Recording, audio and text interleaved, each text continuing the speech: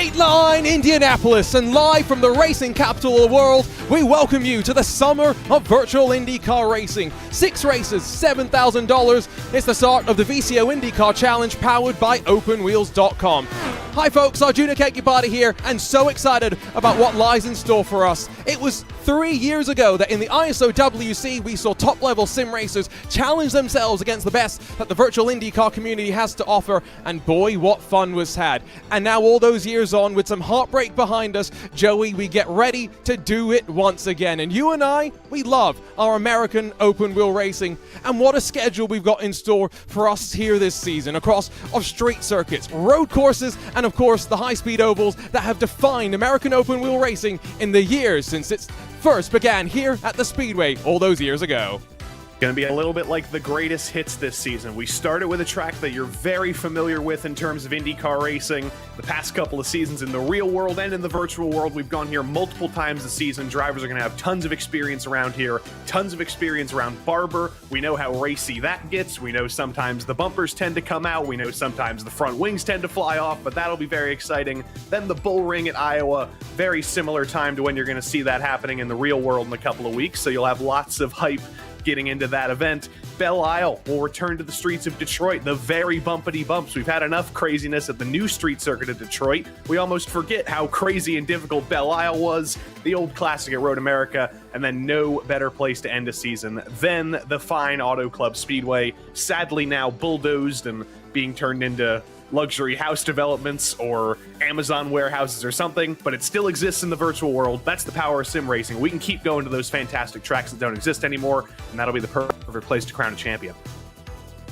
And our champion's going to have to go through a bit of a gauntlet in many ways, qualifying the first of them, the 42 drivers, which then get split up into their 3 groups. We'll get underway for the first of those qualifying groups in a few moments' time. The fastest 11 in each move on forward to the race itself. There are bonus points for being fast. But first, you've got to make your way on forward to the 75 laps that we've got in front. And let's take a look at those qualifying groups, because it gives us a look at some of the names, some of the drivers and stars that we've got. And of course, yes, Redline, Apex, Coanda, plenty of those drivers to take center stage. But I've got my eyes also focused on the iRacing IndyCar community favorites, the likes of Christian Steele and Rob Malechka, recent iRacing Indy 500 winners, and Phil Kraus, the man that loves to build houses here at the Speedway. Well, that's going to be the real storyline to follow all season long. The drivers who are IndyCar regulars, who have more experience in this vehicle, in this machinery than anybody else on the service. And you also have the drivers who may not have specific experience in this car. They definitely have a ton. They definitely have some, but it's not their specialty. But they're so strong in every type of machinery, even slightly similar open wheel machinery, that when you put them in an Indy car, when you put them in an open wheel car of any sort, they're going to be pretty fast. There's a lot of drivers in this field with experience in Grand Prix racing on iRacing, and the F1 cars, and the IR01. That's going to be the storyline all season long. Will it be the IndyCar specialists who succeed, or will it be the specialists who succeed? Yep, and I think we're going to get that first sense right now as the first qualifying group is moments away from being sent out onto track, and that means, of course, it's time for us to take a look at what's going to happen for them. 13 because one driver unfortunately missing this opening round. You can see the cars on pit lane getting ready to make their way on out. Race control will give them the green flag, and then one by one, we'll see how they all go. Should be a lot of fun in this first round of the VCO IndyCar Challenge powered by OpenWheels.com. And the great thing about being here in the world of sim racing, Joey, is that we can take a look behind the scenes at all of the drivers getting ready to go. I love the grid. I love when we see the carousel of entertainment. Lots of very similar setups here. A couple of different angles, couple of different wheels and bases, but lots of people in their blank white rooms. I saw, I don't know who it was. I assume it was one of the Scandinavian drivers who had some beautiful wood paneling behind him. I'm going to be looking forward to seeing the carousel of entertainment all day long. And I promise I'll keep the criticisms to maybe a 6 out of 10. There'll definitely still be some criticisms, but I'll tone it down a little bit. So here we go. Pressure builds up as the first qualifying session of the season is underway. One thing to note with 3 qualifying groups, effectively the grid is going to be snake split. So the fastest group, the driver that effectively sets the fastest time, will be on pole position. And that is the fastest time because it is across of all 3 groups. Then the other groups filter in after that, and the 33 will make their way to the green flag as the first round of the season will get underway.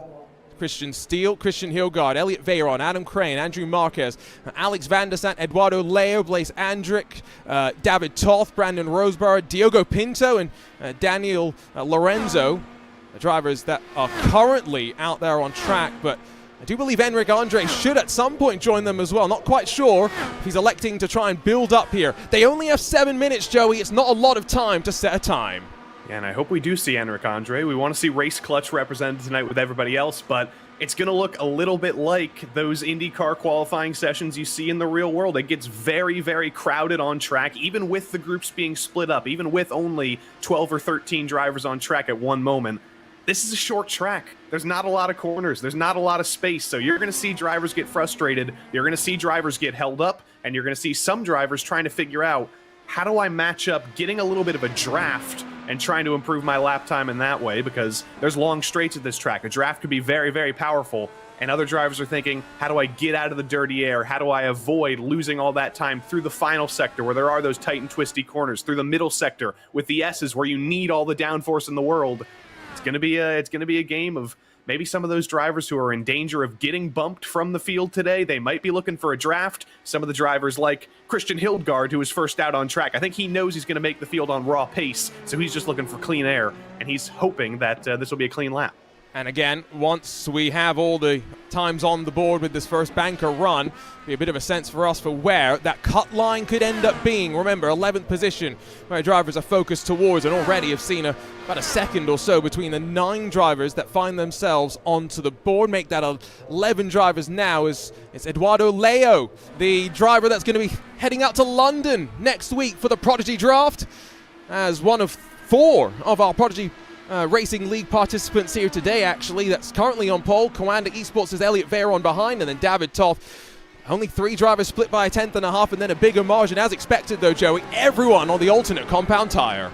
But this is exactly what I was talking about right here. This is the traffic that's so frustrating. You're just trying to get a clean lap in. Eduardo Leo did get a little bit of a draft. I think that's what helped him get it on pole there. But there does come a point where you're faster than the car in front. You're getting a little bit held up, and you're going to be looking for clean track, but it's so short that backing up, ditching a lap, it doesn't look like any of these guys actually want to do that. They're actually just going to come straight back to the pits, stick a new set of tires on it, and go back out there, hope to find a little bit of cleaner track. We've had so much trouble in qualifying in IndyCar this season. You think of the amount of races where Romain Grosjean and Santino Ferrucci have found each other on track and run into each other during qualifying. I wonder who the first rivalry here is going to be. And maybe that's why Enric Andre kind of waited, right, to see if he could find complete clean air in that race clutch 303.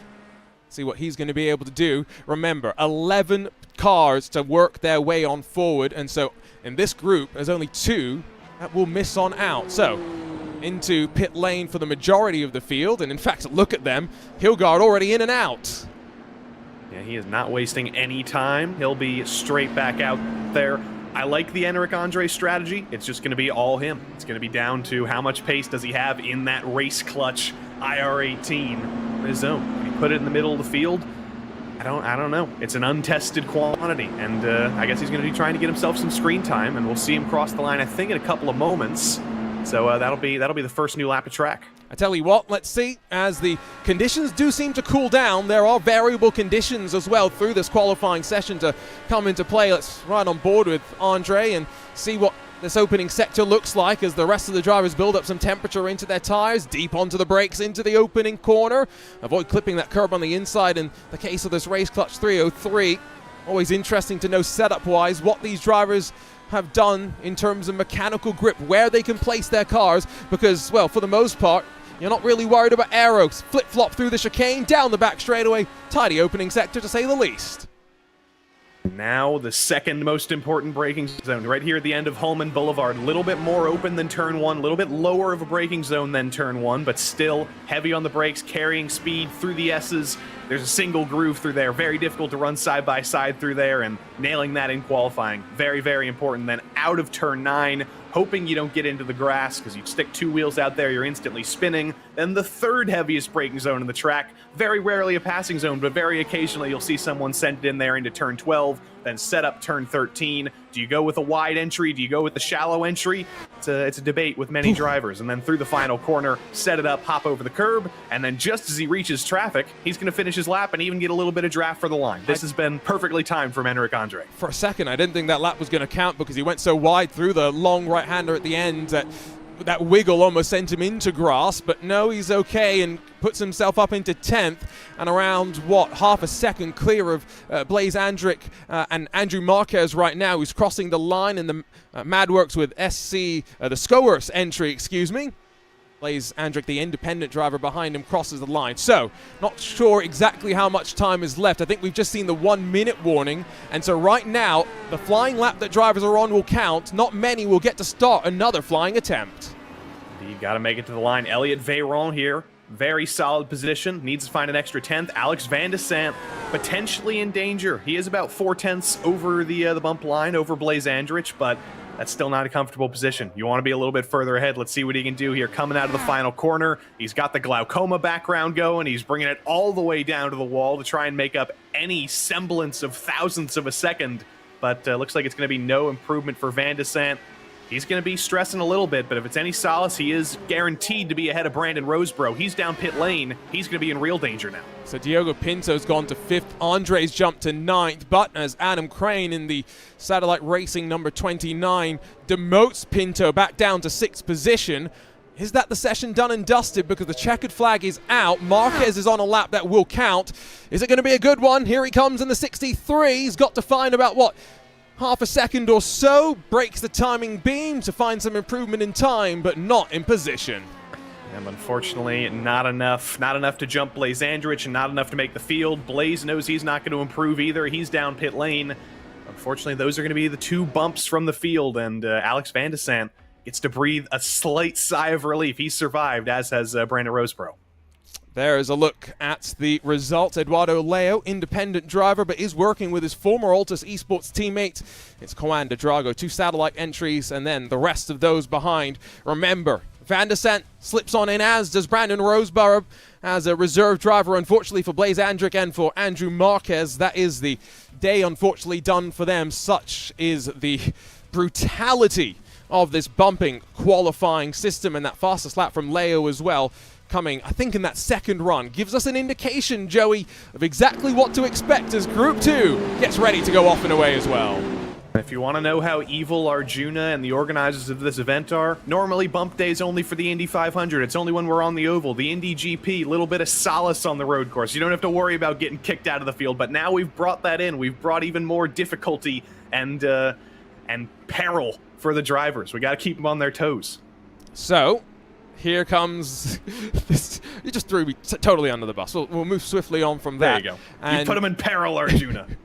Off and away, just waiting for one driver to recognize that the green flag is actually gone. Oh, we've got a little bit of now drama on pit lane.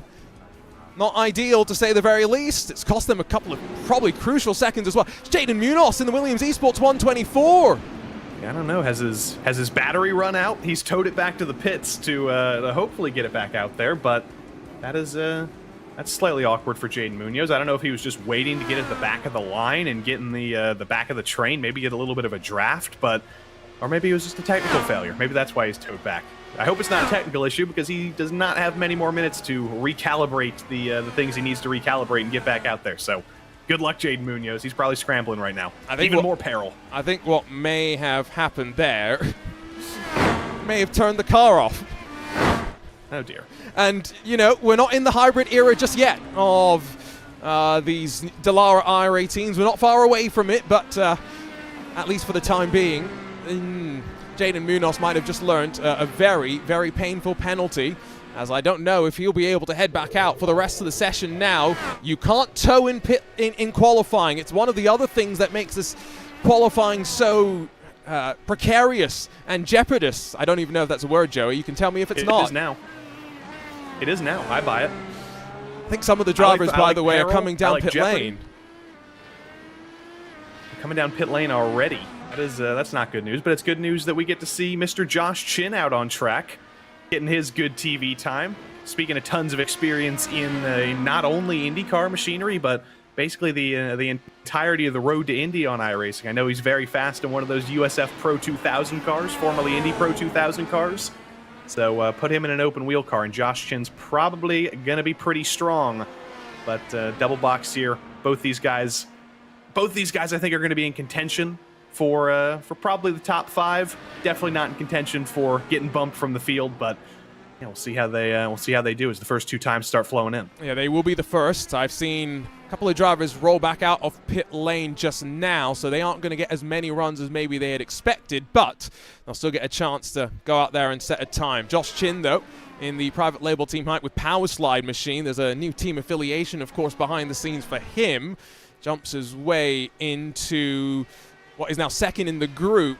Eduardo Leo's time still holds quite strong, though. You can see on the left side it's showing Costantini as 38 thousandths off of what Leo had done. So right now, Group 1, those would be drivers in the quote-unquote best of the groups to start in.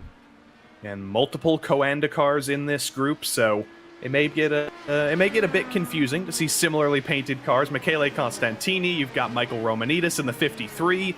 I'll be looking closely. I'll be staring at these cars to see if I can find any differentiation and any changes. Romanidis has the black VRS on the side. I don't know if Costantini's. I'll answer your question. Different. I don't think they're any different. They're not any different? Oh, dear. Well, we'll figure it out. The only benefit is they've got different numbers, and I put their name on the shark fin. So if the eagle-eyed amongst you are looking, maybe there is something to keep an eye on. Left side, by the way, you can see only 9 times on the board. Jacob Oster, the final of those drivers right now, as Jose Soria and the Drago Racing number 25 to 3rd. Here comes Kevin Burrell, though, in the Indy Alliance Racing entry. He's one that will be looking to try and advance. Sam Michaels, Gustavo Ariel, and Jaden Munoz, the other drivers yet to set times. Still unsure as to what the situation is with Munoz. Through the chicane for Kevin Burrell, looking very much under control, but it's easy to pick up an off track around here. It's easy to get a lap time disallowed. There's a lot of asphalt runoff. There's a lot of grass runoff that you can stick a tire or 2 in, and that can tend to disallow your lap time. But Kevin coming through the middle sector here, throwing it into turn 9. It's such a switchback of a middle sector. You're constantly on the move. You're constantly setting up for the next corner. You get to breathe a little bit as you send it back onto the oval, and then heavy on the brakes in turn 12. Can't clip that curb on the inside. It'll throw the car up in the air, and it never tends to land in the way you want.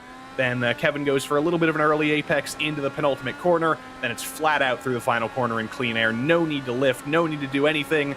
It is all the way to the line, shifting up, full 6th gear eventually after the line. Kevin, I think, a little bit of a nod of the head there. See his lap time coming in for P7, though. That's pretty good, so he might be unhappy with it, but he should be safely in the field with that. Confirmation, by the way, Jaden Munoz, he stalled it on the exit of pit lane, and so that's him done for the session. It means pressure built now onto Matt Taylor and to Jacob Oster, who are just on the cut line. Matt Taylor has got to find 83 thousandths of a second. Jacob Oster needs to find a little bit more, yes, but these are the margins we're talking about to get into the race. And of course, in the race for pole position, let's not forget the likes of Costantini firing up for what will be, I'm pretty sure, the final attempt to go fast. And this should be fun. Michele versus Michael. It's a battle of the Michaels with different European spellings. Michele coming out of the final corner, getting blinded by his monitor, but it's not doing him any disservice. He was definitely setting up the final corner there. I don't believe this is going to be a timed lap. He was very, very late to the final apex of turn 14, setting it up for the highest possible speed down the front stretch. And now he is on the clock. One more lap. He's already on pole. He's already the fastest of anybody, even in Group 1. He's trying to dunk on the field. He's trying to run away because he knows Romanidis has more in the tank. Yeah, we need to teach Jose Soria, by the way, camera placement and how to frame himself, but we got the most important half of his head. both he and Costantini working through. Now, there was a bit of damage on the left side pod for Costantini, hoping that's not necessarily too much of an impact for him in this point in the session. And speaking of impacts, let's go back to the replay. Josh Chins had a bit of a moment here coming out of the opening couple of corners. Oh dear, into turn 2, clips the grass a little bit. When you have a sector like the first sector where you're constantly on the move, you're constantly switching from taking a left, taking a right, taking a left, taking a right, the balance of weight shifts so quickly that if you put 2 wheels on the grass, you put the coefficient of frictions into peril as well. They're 2 different things. Balance of weight's 2 different things. You're gonna be looping around. It's a lot of physics getting thrown together, and that's not always a fun time inside the cockpit. Here he comes, Costantini to the line, already pole in group.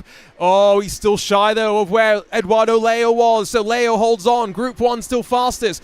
Luis Nunez, he jumps to 7th in the Wave Italy racing car. Marcos Nunez behind him, on track at least, in the fiercely forward entry. And now the pressure racks up once again for those just on the cut line. Josh Thompson bails down onto pit lane as Long Neck doesn't need to be risked out there any much longer. Who else runs to the line? Pair of Coanda cars. Ajani up to 3rd. Romanidis stays in 2nd.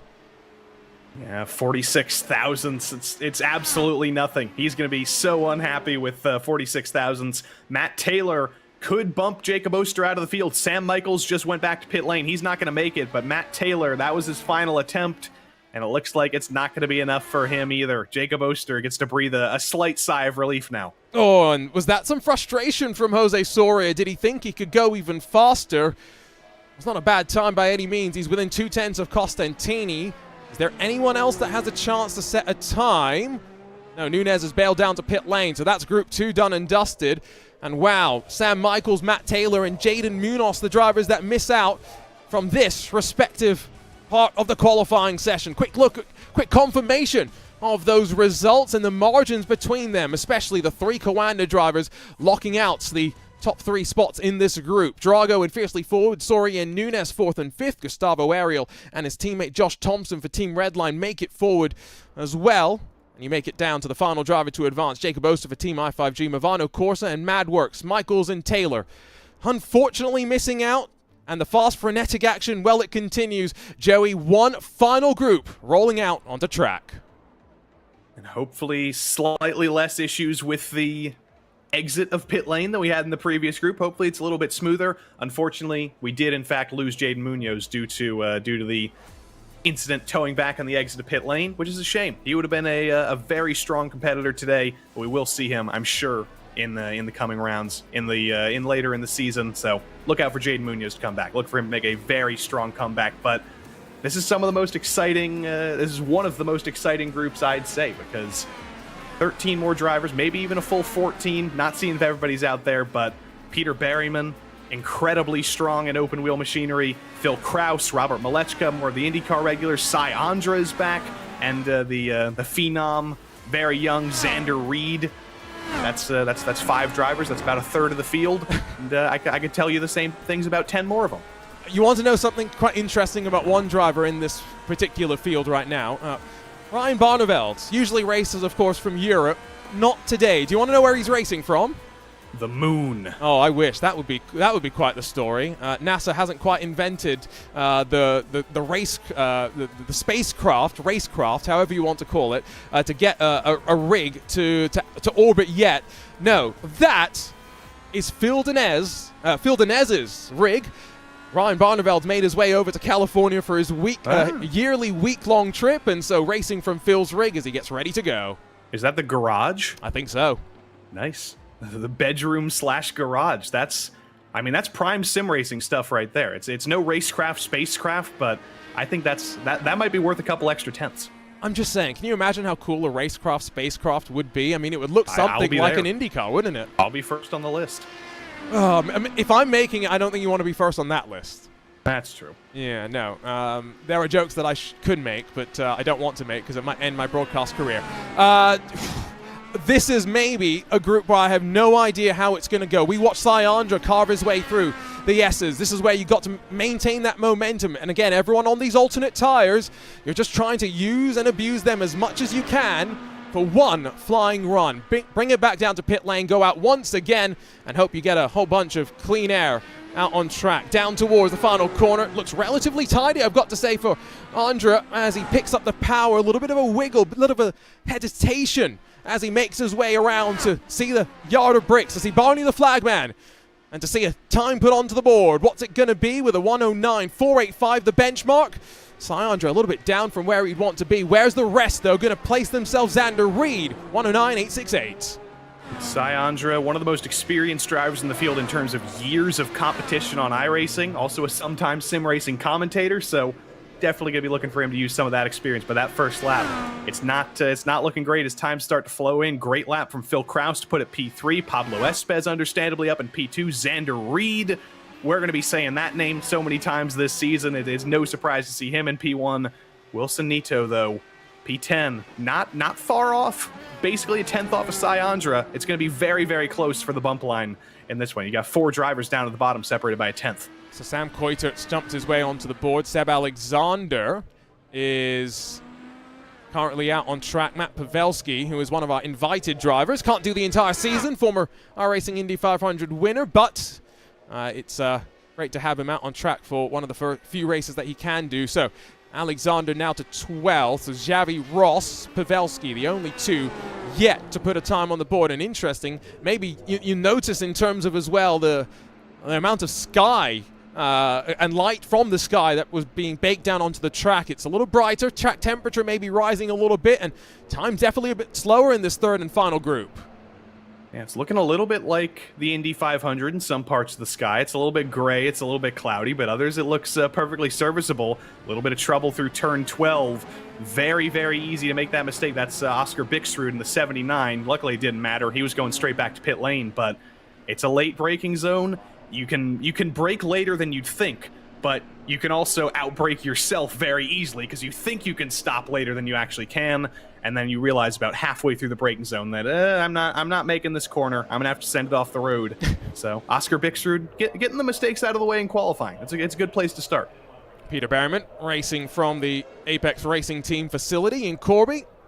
He's gonna head out there for yet another run as he revs the engine. Of course, iRacing World Champion in the Force Dynamics IRO1 World Championship. I had to make sure I got that name correct and double check it as I said it. See what he can do in this next run. Currently 4th behind Phil Kraus. And, we've been mentioning, by the way, that, this is a bit of a matchup, right, of the iRacing IndyCar specialists with some of the best that iRacing has to offer, the Berrymans, the Pintos, the world champions of the world. I think Kraus will be thrilled, Joey, with that effort so far. 69 thousandths off of Xander Reed. Nice. Yeah. Phil has absolutely shown, I think he's shown the best of any of our IndyCar regulars so far, being this close, but not really a surprise. Whether it's oval prowess, whether it's road course prowess, it was his streak in the Lionheart IndyCar series a couple of years ago when it was like 19 out of 20 races on the podium. It's good to be surprised, but I don't think it is much of a surprise to see Phil Kraus doing very well. It'll be a surprise if he puts it on pole, but I'm very happy to see him living up to expectations so far. Yeah, exactly. It's one of those things where, especially heading into the qualifying series for the IndyCar Pro Championship coming up, what's that going to end up looking like? Can't wait to see how the qualifiers go. Coverage to come on RaceBot TV as Pavelski to the line. And with a 110.754, does indeed jump his way up into the field. So, as Xavi Ross does so as well, we now officially, Pavelski taking avoiding action through the grass, officially have a cut line and a battle. Oscar Bixrud, Wilson Nato, and Seb Alexander currently looking from the outside in. And Sam Carasala and Andra, and even Pavelski for that matter, not going to be feeling especially comfortable. A tenth and a half, that is not a lot of time to make up if you're some of those 3 guys on the bottom. And Carasala knows that. That's why he's pushing here. He's going for another lap, and he's going to be trying to extend that gap a little bit. Maybe get himself a little bit closer to the 8th, 7th, 6th range to be a little bit safer and not be worrying about the 3 guys coming up behind. But Oscar Bixrud doesn't have anything to worry about from behind. He can only worry about forward. He's looking on the offense, and I was exactly right that was one of the Scandinavian drivers with the wood paneling. Is there Norway he can make the field, or is there a way? Let's see. Not bad. I'll give you that pun. I don't know if that was necessarily the fastest time that Bickford could set, but I don't think he's going to get time to go once again. Checkered flag is now officially out, and while Bickford has jumped his way on in, who else has got a chance to improve? I think that's Phil Kraus streaking to the line in the private label team hype with power slide entry. He'll stay third. Barneveld went up to fifth, and with the session officially coming to a close, Karasala improves. There's clearly time still left on track. Karasala improves, but then suddenly Robert Malechka says, no, you're not improving at all. I'm going to jump you too. Sam Coitert up to P2, and now Wilson Nito. Matt Pavelski's down pit lane. He's officially bumped. Wilson Nito improves, but I don't think that's enough of an improvement to jump his way in. I think he's done, but now Seb Alexander, the Swedish television graphics operator, not biased at all. Can he pull it off and pull about 5/10 here? What's it going to be? Runs to the line behind him. Satellite Racing's number 24 of Andra. Alexander improves, but not by enough. Session's going to come to a close with officially now our field, I think, locked and loaded. Don't think Ryan Barneveld's going to get another lap in. Indeed, he's already backed off. Wow, our first qualifying session of the season, Joey, is done and dusted, and I can only expect they're going to get more and more intense from here. We've already had heartbreak today, we've already had peril, we've already had surprising bumps, and somehow we're going to have to do a race in about 15 minutes. We're going to have even more trouble. Normally, after the heartbreak of bump day, you get a week off, you get to calm down, you get to get ready for the race. Now, we'll take 15 minutes, we'll take our bathroom breaks, we'll take our refreshment breaks, and then we'll have to be ready for a full race distance, and I'm very, very excited. So, Xander Reed, Sam Coitert, Pablo Espes, fastest three in this group. Xander Reed to line up, I believe, in third position when we get this race underway, with Group 1 being fastest, Group 2 being the second quickest, and Group 3 the third quickest. Kraus, Berryman, Barneveld, Ross, Mleczka, Karasala, and Andra all inside the top 10, and the final driver just making their way on through. It's Oscar Bickford with Pavelski, Nato, and Alexander missing out. Well, that's qualifying done and dusted. The racing still left to come. Green flag expected in around 20 minutes time, but don't go anywhere here on VCO Esports and on RaceSpot TV. We'll be back with the racing action. Time for us now to go off and grab a quick break, wipe off the sweat, and get ready to go for 75 laps of racing action here at the racing capital of the world.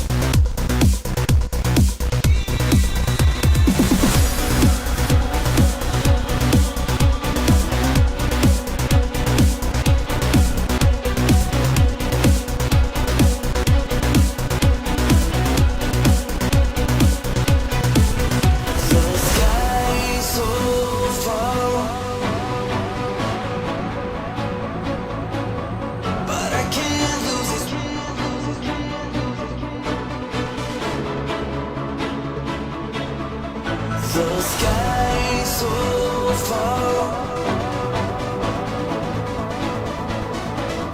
but I can't lose it.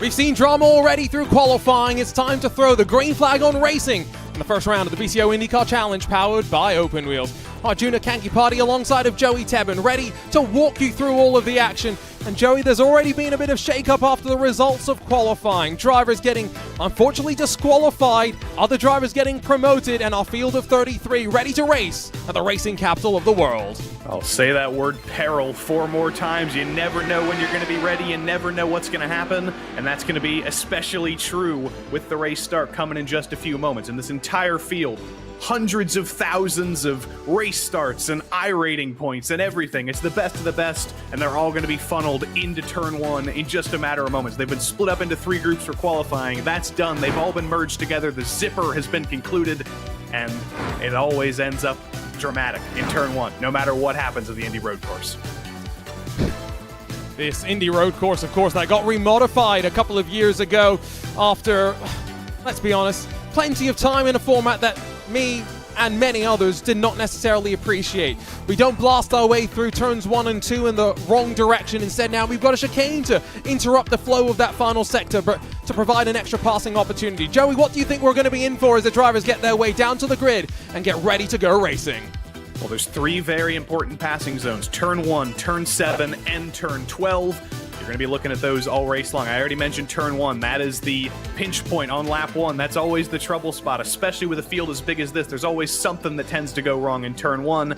Then turn 7, that's going to be one of your most popular race time passing zones. It's very good to get on the push to pass out of that chicane. If the driver in front of you has bad exits, set it up, dive it to the inside, and then turn 12. Late moves always open there.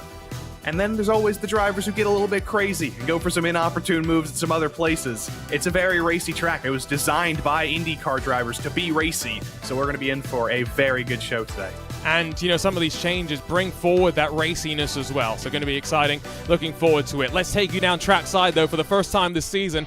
Let's see how they're going to line up for the start of 75 laps at the beginning of the VCO IndyCar Challenge powered by Open Wheels. Eduardo Leo, fastest of them all in his independent entry, and alongside the might of Coanda Esports, who are 2nd through 5th on the qualifying lineup. Costantini, Reed, Veyron, and Johnny all looking to try and put the pressure on Sam Coiter. Team Redline's first to try and break up the fun. 7th for David Toth in his Drago racing car. Marcos Nunes is 8th for Fiercely Forward, Pablo Espes, and Christian Hilgard, the rest of the top 10. It's Gustavo Ariel back in 11th with Philip Kraus 12th in the private label teammate with Powerslide entry. Adam Crane and Josh Chin share row 7. Plenty of experience in this car between them. And then world champions on row 8. Peter Berryman, Diogo Pinto. World champions in different disciplines, yes, but strength nonetheless. Kevin Burrell, Ryan Barnabell, 17th and 18th spots. To bookend the top 20, it's Danny Lorenzo and Josh Thompson with Javi Ross, Christian Steele, Jacob Oster, and Robert Malechka through your top 24 as we start to see more of the iRacing IndyCar regulars.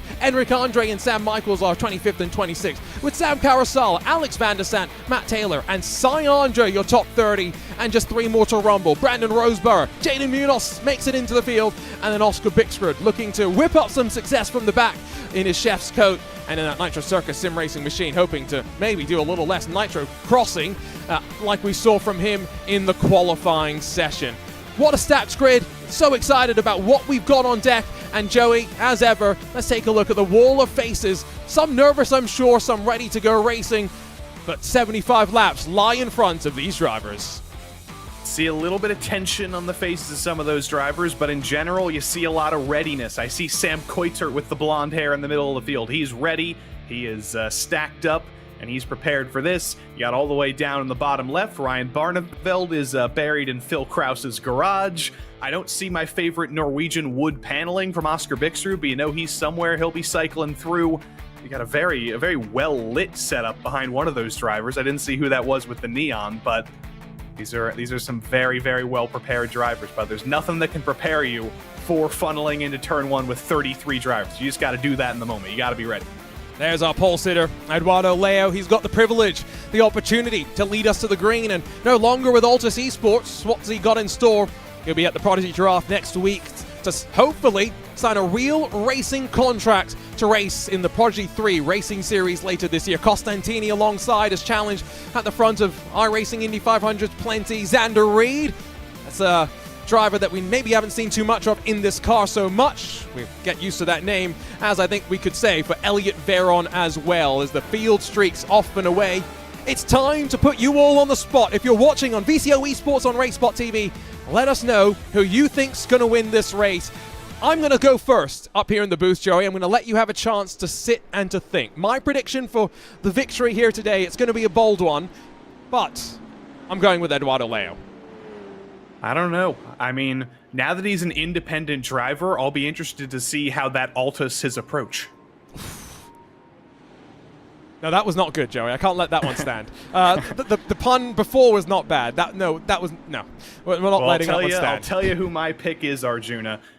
We've talked so much today already about the battle between the IndyCar regulars and the iRacing world champions, but there's also a battle of youth versus experience. You've got some older drivers. You got some drivers in their 30s who have been doing this for a while. Also got a driver, Xander Reed, fastest in his group, starting third. He's only 14 years old. He's still been racing for about 10 years in motocross and karting and all sorts of things, and recently becoming a sim racing prodigy and signing for Coanda.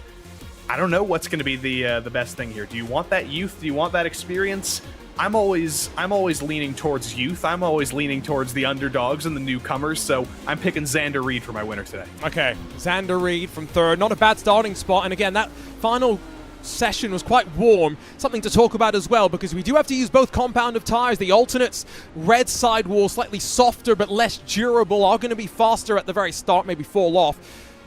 Not necessarily the favored tire over the course of the entire race. Only 3 drivers, though, Joey, at least curiously, starting on the primaries. Javi Ross in 21st, Enric Andre in 25th, and Brandon Roseborough in 31st. Everyone else thinks the primaries where they need to start. And by the way, in units that people of Indiana will understand, that was 117 degrees Fahrenheit track temp, so it's going to be getting very hot. Those tires are going to be struggling through the high-speed corners. Tire strategy, always the name of the game in IndyCar, with those alternates and those primaries. But turn one's going to be the name of the game in just a couple of moments. Remember a couple of years ago when Devlin DeFrancesco went from 6th to 1st around the outside in turn 1? That's a long front straight. You get a big draft there. If you can be brave on the brakes, you can make something big happen into turn 1. Eduardo Leo is maybe the least comfortable driver in the field right now, starting from first. Well, here we go. Pace car is off and away, and don't forget, your leader's not totally in control. He's got to wait to the start zone. Is he going to fend them a little bit longer? It's a long run down to the opening corner. And it's a long season as well. 6 races, $7,000 on the line, and the most stacked field of IndyCars iRacing has ever seen.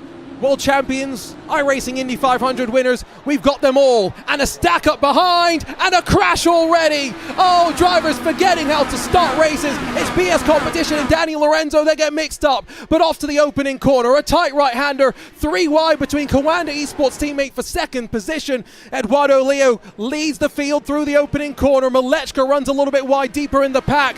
But amidst all the chaos across the yard of bricks, it's cleaned up through the opening couple of corners. Surprisingly calm into turn 1. You didn't see those massive dives. You didn't see that 3 wide into turn 1. Everybody did a good job of organizing themselves, as one of the red line drivers is slow at the back. I believe that's Josh Thompson or Diogo Pinto. Either one of them stuck at the back now. Early trouble for Daniel Alves Lorenzo before turn 1 even came. Other than that, though, very clean, very well driven. And now we try and cycle into the rhythm for 74 more laps. And well, I'm quite amazed that that did not trigger a caution and that we don't have a stricken car. Remarkable. This is a 75-lap race. How long will it take us? All depends on how many safety cars we're going to see. Xavi Ross has also slipped down the running order, so a rather untidy opening lap, all things considered, but we're going to end it single file up front. A little bit fighting further back through the pack. It's Leo for Costantini. Coitert holding on strong and depriving Gianni of joining his Coanda Esports teammate at the front. Here comes the challenge, though, from Coitert. Looking to the inside of Xander Reed. Will he get the move done? Yes, he does. Red line breaking up the Coanda Armada side by side a little bit further back as well with Michael Johnny and Gustavo Ariel. It's red line versus Coanda all throughout the field, and Gustavo Ariel takes that spot for P7 for P7 up 4 spots. Trouble for the purple mobile a little bit further back. I think that was Josh Chin. You can see he's 12 spots down. That's what a spin early on will do for you. You've got plenty of time to make up for that, but if you spin early, you're going all the way to the back. Well, we've got 5 drivers minus 10 or more spots, And 5 drivers in pit lane: Jacob Oster, Diogo Pinto, Kevin Burrell, Danny Lorenzo, and Xavi Ross. Is it time for us to try and figure out what happened on the all-seeing, ever-present RaceSpot TV replay machine as we end lap number 2 with Leo really feeling the pressure? Joey, look from up above. Look for Daniel Alves Lorenzo. There's the checkup. Surprisingly more drivers involved after that. When we originally saw that, it looked like it was just Daniel, so I was fine with there not being a caution. But Jacob Oster comes onto the scene. Kevin Burrell was on the scene. I think Xavi Ross took a bite out of that as well. And just look at the height that Lorenzo gets there. Wheel-to-wheel contact. It may be the race start, but you're still at a pretty high speed there. And there's the result of what happens when you don't have a front wing and you don't have a rear wing. You know, there's some cars that don't have those wings. You might think that a wingless sprint car is pretty fast, but these cars were kind of designed to have those wings. They're kind of important.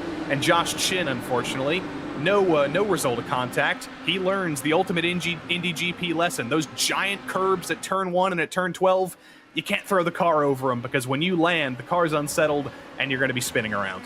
So is Sam Coitert now up to 3rd position. He's making moves. So is Peter Berryman, or at least trying to make some moves up and down through the field. There is action, and it's a long conga line that runs right now. And so when we start thinking strategy, it's 25 or so laps in terms of a fuel window here.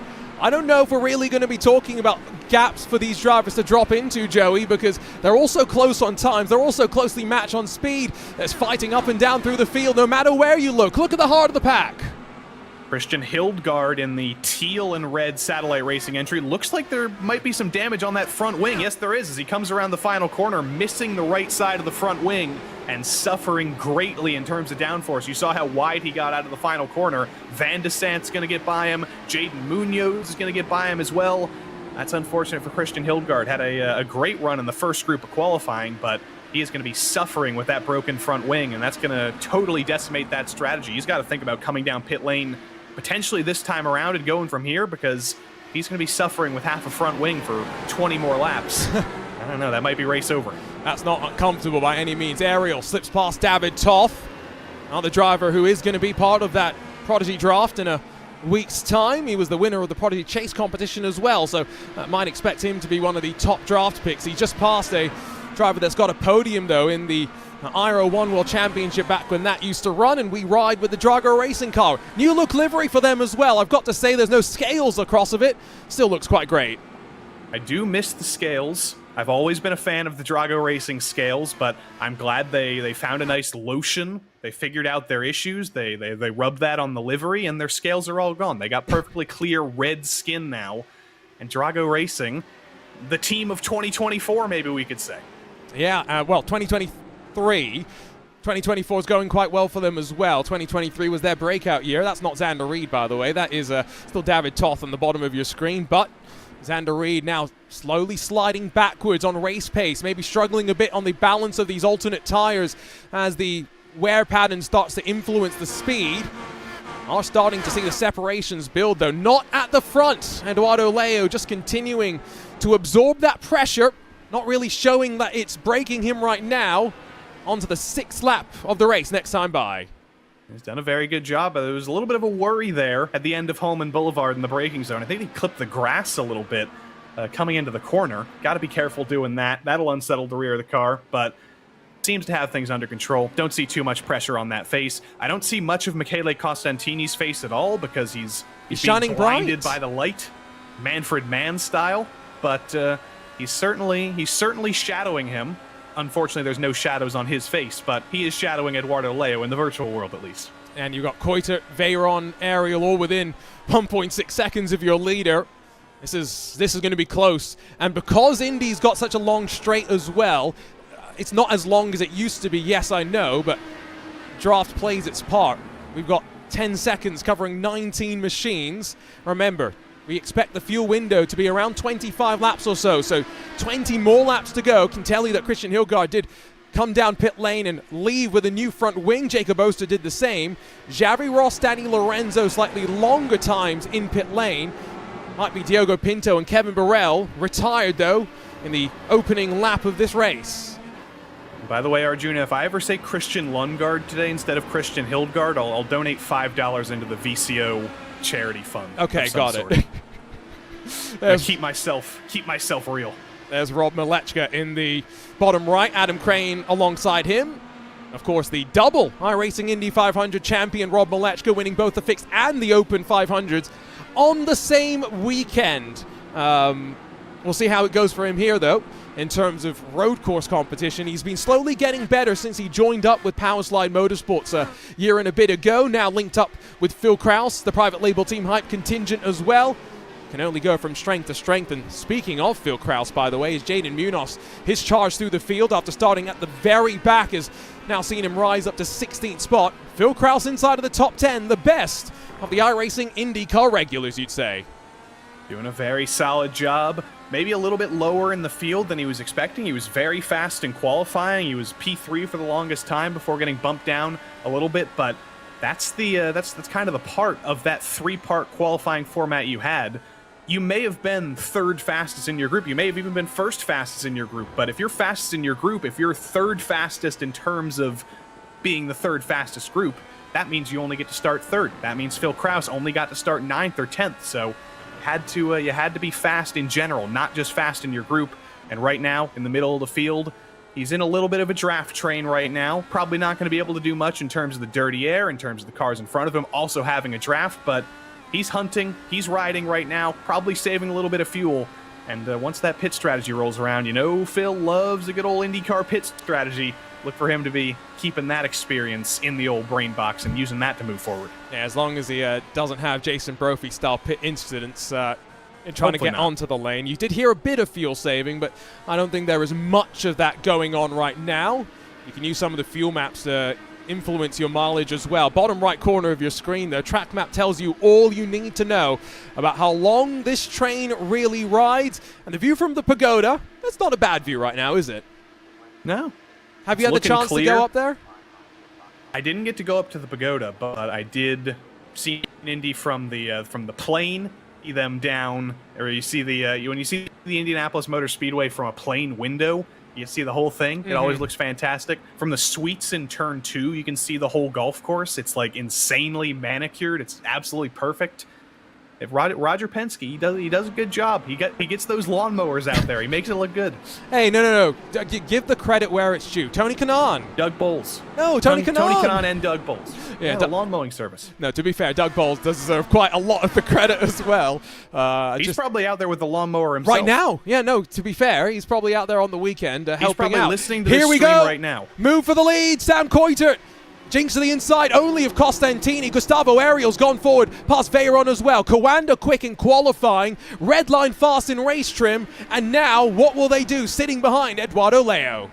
The big move from Coitert. It's been big moves all race long. If I'm remembering correctly, he started P6, so up 4 spots. He's constantly been making overtakes. And those tires seem very, very comfortable. Eduardo Leo has seemed very comfortable in the lead. He hasn't been scared by the attacks from behind, but you never know. You never know with Sam Coitert. He's been an overtaker. He's been moving forward. He's not been happy to be riding in line. So if he gets the opportunity to get by Eduardo Leo, if he gets the opportunity to go for a dive into turn 1, I wouldn't be surprised if he goes for it. He's been faster than Leo every single lap for the last couple of laps. He might want to lead. And I've got to say as well that there was a lot of fuel saving when we rode on board with Eduardo Leo. Not necessarily sure what sort of a number he's thinking he needs to hit, but he's clearly being quite aggressive with the fuel save. Now, I have not seen a single usage of the push-to-pass yet. I'm going to pop that up on the left side of the screen. No, I am wrong. David Toth and Xander Reed have used 1. Berryman's used 2. Thompson's used 1 as well. Why is that important, Joey? Well, A, you only get 10 usages across the entire race. B, it does sip just that little bit more fuel if you're trying to eke out some mileage. Yeah, the unfortunate reality of push to pass is that it isn't actually just a magic button that you press and it makes you go faster. There is actually a physical thing that happens inside the engine to make you go faster. You burn more fuel, you get extra RPM, and you go faster. That's kind of what happens. So if you do push that push to pass button, it will expend a little bit more fuel. And that's why you see, unfortunately, sometimes you get to the end of a race and drivers are saving. They're trying to make it to the end and they want to use the push to pass. They want to be able to go for the move, and they simply can't. It'll expend too much fuel. And even if you make the position on track, you'll be leading and you'll have to save fuel and you'll have to back off and you'll lose the spot anyway. So It's just the unfortunate reality of pushed pass being an actual thing that happens inside the engine, and it's just another part of the fuel calculation you have to consider. And no egregious lines of code to worry about either here. In the sim, they all have the identical Dallara IR18s. It's just the setups and, well, weight jackers not used on the road courses. It's just ARBs instead. That's another look. Gustavo Ariel does not force the issue, though. But as Sam Coitet goes deep, Leo breaks away slightly more. It's a different line being run across the track from the red line cars. They're a little bit wider, using more of the track. Is that going to be a hit on tire life? Again, just a reminder in terms of weather, 50 degrees Celsius. It's only going to go up from here until we get into the midpoint of this race. Gustavo Ariel makes his move on Michele Costantini. Red lines at second and third. Oh, this is it's poised so finely. 50 degrees Celsius is 120 degrees Fahrenheit. So we're getting into steak territory, Arjuna. We're starting to get into safe food cooking temperatures. So imagine how the tires are getting cooked. Rubber melts at a far lower temperature than a steak does, and a steak's getting cooked at 120 degrees. Good luck keeping that under you. But Matt Taylor, good luck keeping this under him. He's said, I don't want to keep those tires under me anymore. They're wearing. I'm going off strategy. And he's going to kick off the pit cycle probably about 10 or 15 laps earlier than anybody else is. Problem is, he's going to drop himself. Ooh, fortunately, a couple of seconds clear of your race leader. I thought he might have been involved as traffic. Toth makes the move on Veyron. Johnny passed by Kraus. Coanda slipping a little bit, unfortunately, as the private label team like with Powerslide Motorsports car now up into 9th position, 3 spots gained since the start. But give a shout out to the biggest mover of the day. Didn't get to even set a lap in qualifying, but Jaden Munoz, 16 spots gained so far. Very lucky to have made the field, yes, but he's making full use of the opportunity.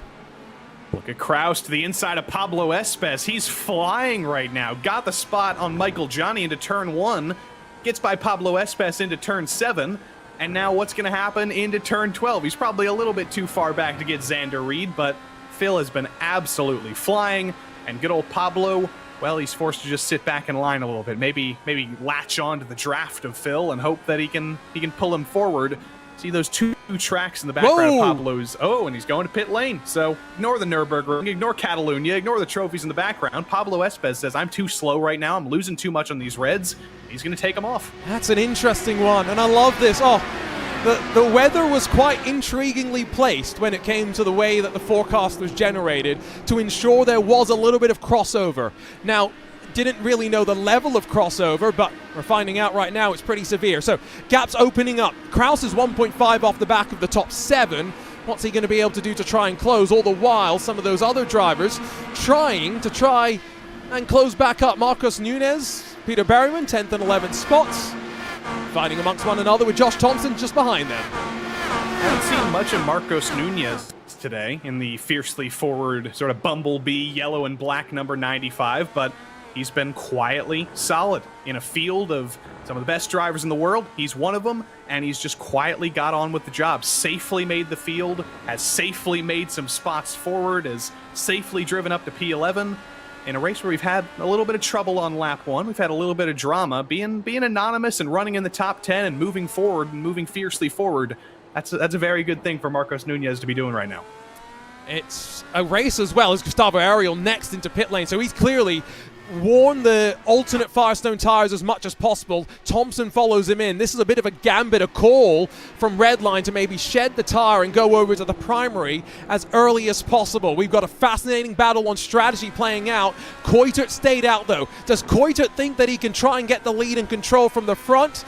David Toth now putting the pressure onto Michele Costantini for third, chopping and changing up and down through the field as pit stops underway. And Coitert's going to be a little bit too far back to go for the move into turn 7 this time. I'm not sure if David Toth is going to be too far back. He's actually getting pretty close in the background, and there he goes indeed. Sends it to the inside of the end of Holman Boulevard, easily makes that move. And I think just as Michele Costantini is getting ready to toff those tires away, Toth gets by him. And I'll give you that one. That one wasn't bad either. As they go, Ariel in clean air. I don't think Thompson will be so lucky. Espes has already blown on through. So actually, Thompson just ends up being a little bit further back as a result for how it played out in the cycle. Battle for the lead. Well, maybe not really, because here comes the taker to pit lane, Sam Coitert, 1 lap later than his Team Redline counterparts. Kind of a surprise that he decided to go for the undercut. He was faster than Leo. He probably could have made the move on track, but says, you know what, I'm going for the undercut. Probably looked at his timing and saw that there was an open spot on track that he could end up, and he's going to try and pull off that undercut. Absolutely ice cold down there in a very small room, but I'm sure that radiator down there doing a good job cooling him down, and he gets a couple of moments to breathe. It's a very long pit lane, so you do get a little bit of a break. You can stretch your hands, stretch your wrists, stretch your fingers, because then you're back out there. Still 60 more laps to go. We're not even a quarter of the way through yet. It's a long race as well, isn't it? 75 laps. I mean, the race lengths are not too long, not too short, in my opinion. They're just around the right length to hopefully get some pretty good action. There goes Coitert. Ariel's already passed, but slightly less aggressive radius of a corner through turn 1 on pit exit. So Coitert's right there once again, and don't think we'll see those teammates fight. Got to get the tires up to temperature. Are you surprised, or maybe not surprised, that they've made the switch onto the primaries? I'm not surprised, but I am intrigued, because that's gonna make the strategy even more interesting. There's still 60 laps to go when you're taking the tires off on lap 15. Does that mean we're gonna be advancing into a 3-stop potentially to the end of the race? I would assume so. I would assume that's what's gonna happen, but I don't know how far you can possibly stretch it. I don't think a 2-stop is gonna be ideal for anybody, but I don't know. Eduardo Leo might be thinking about that. He's already going longer than anybody else. If he pits right now, he's basically guaranteed to lose the lead to Coitert on the undercut anyway. So if you're thinking about the end of the race, do you think about just stretching it and going for the 2-stop? I don't know. That's what Eduardo Leo's thinking right now. He may be an independent driver, but I hope he's got a strategist on his side as well who's trying to plan this. I do get the sense, by the way, that from the start, we are going to have plenty that race control is still reviewing. I know that it was only a couple of incidents, but because it all happened on the initial start, there are plenty of rules around it, which I get the feeling not all of the drivers necessarily had 100% clarity on, and so our race control team busy behind the scenes at work as Jaden Munoz decides, well, let's come down to pit lane amongst all of this. My alternates have done enough of the fighting already. I got myself up to 11th. And you can tell he's an American driver because it's been very, very hot, literally everywhere. It may be a big country, but it's hot everywhere. Jaden's got the fan on, sweating a little bit, wiping the brow, but he's very happy that he's made the field. Was a little bit disappointed with how things went down at qualifying, but he's made it. He's done a fantastic job of driving forward, and in a field where there are a lot of American drivers coming from our IndyCar regulars. Jaden Munoz is one of those American drivers who comes from the world of international sim racing, and he's still trying to represent Team America in his own weird way. And in that Williams Esports jersey as well. I was wearing my Williams Esports jersey yesterday. Fits me great. Thank you, Javi at Williams, for sending that over to me. Total shill. Mainly I'll be a shill too. I'll be a shill too. My mailbox is open. Fair. Main reason I was saying Williams is only just because they're hosting the Prodigy Draft next week from their fan zone in London, and so if you are an international viewer, come say hi to me, to Eduardo Leo, Gustavo Ariel, who are the other prodigies that are in the field. Michael Romanidis, he didn't qualify for the race, and there's one more who I'm forgetting because David Toth down on pit lane, and that's caught my attention instead. You can have a spot of tea with Arjuna in London if you so desire. That was very formal. Yes, you put the pinky up. It's very formal. But these guys coming down for a little bit of a high tea themselves. Maybe no tea and sugar and a scone and jam and cream or two, but definitely 4 fresh tires and a little bit of a break, a little bit of a stretch of the fingers, getting ready to get back out there. This is going to be a wide open strategy window. It may only be a 75-lap race, it's about 20 laps shorter than the real-life equivalent of this race, but I think this is even better for the alternate strategies here because it's a perfect split, I think, between drivers going for a 2-stop and going for a 3-stop, and we're not going to know which one's going to win out until probably about lap 60 or so when everybody makes their final stops and it all blends together. I probably shouldn't say this, but, there's a lot of thought that goes into making these races as exciting as they can be, while also being as fun as they can be for the drivers. It's a delicate balance. You don't want to, make them do a 3-lap sprint race because that would be plenty exciting for us, but maybe not so fun for them. How about a 33 wide start? I mean, that's Crandon for you, That's Crandon. Speaking of which, we did 10 wide, 3 rows deep not long ago on RaceSpot TV. That was a lot of craziness. So Coanda 2, 3, and 4. Johnny down in 7th as well as Marcos Nunez that is, and Alexander Van der Sant, the next two, to make their way down onto pit lane. 18 laps complete for them. I do wonder right now, what do Coanda have cooking? It's not going their way so far. They've got 3 cars in the top 10, probably in the top 5, but it's not quite gone their way in terms of race-winning speed. So we'll see what they have cooking in the next 55 laps. Alex Van der Sant, simple stop for him. Keeps the reds on, though. That's interesting. That's very different from a majority of the field. That Van der Sant maybe trying to get those reds out of the way entirely in the first 2 stints of this race. Costantini almost loops the rear end around on him, but kicks up some grass, holds on to it. Allows Elliot Veyron to close, Eduardo Leo to break away, but I have just seen that we've got a couple of penalties that have started to trickle on through from the initial start, and so we'll get you updates on those in a few moments' time. But those are all penalties that are not going to be served in the course of regular pit stops. They have to be served separately. An additional trip down a very long pit lane. And speaking of which, Berryman, he's next on down into the boxes. A couple of drivers on the push to pass. Adam Crane lights up in orange on the left-hand side of the screen. Yeah, I think you'll see a lot of drivers using push to pass on their in laps because they know they've saved all the fuel they possibly can. They're getting ready to come down, and they don't really need to worry about saving that much more fuel. But Crane getting a little bit out of shape into turn 1. That shows you how worn those tires are. Tried to get on the throttle probably before the car was totally straight on the exit of turn 1, lights up the rear end, does a good job of saving it though, and now things are going to be that much more awkward, a little bit delicate through the chicane to make sure he doesn't spin on exit. I think he's going to be about ready to get those tires off and come down pit lane, and I'd also like to take this moment to thank Satellite Racing. All 3 of their cars, totally different liveries. Crane in the dark blue, Hildegard in the light blue, Syandra in the all red. Easily differentiable. I love you, Satellite Racing. Thank you. Yep, no, they did make it nice and easy. We'll get the spec maps working on their cars for next round as well. So Berryman out in front of Barneveld, behind Munoz, so a bit behind your race leaders, net race leaders, Ariel and Koiter, on this strategy. We are about to complete the 20th lap of the race. In fact, Leo's just crossed the yard of bricks to signify that mark's complete.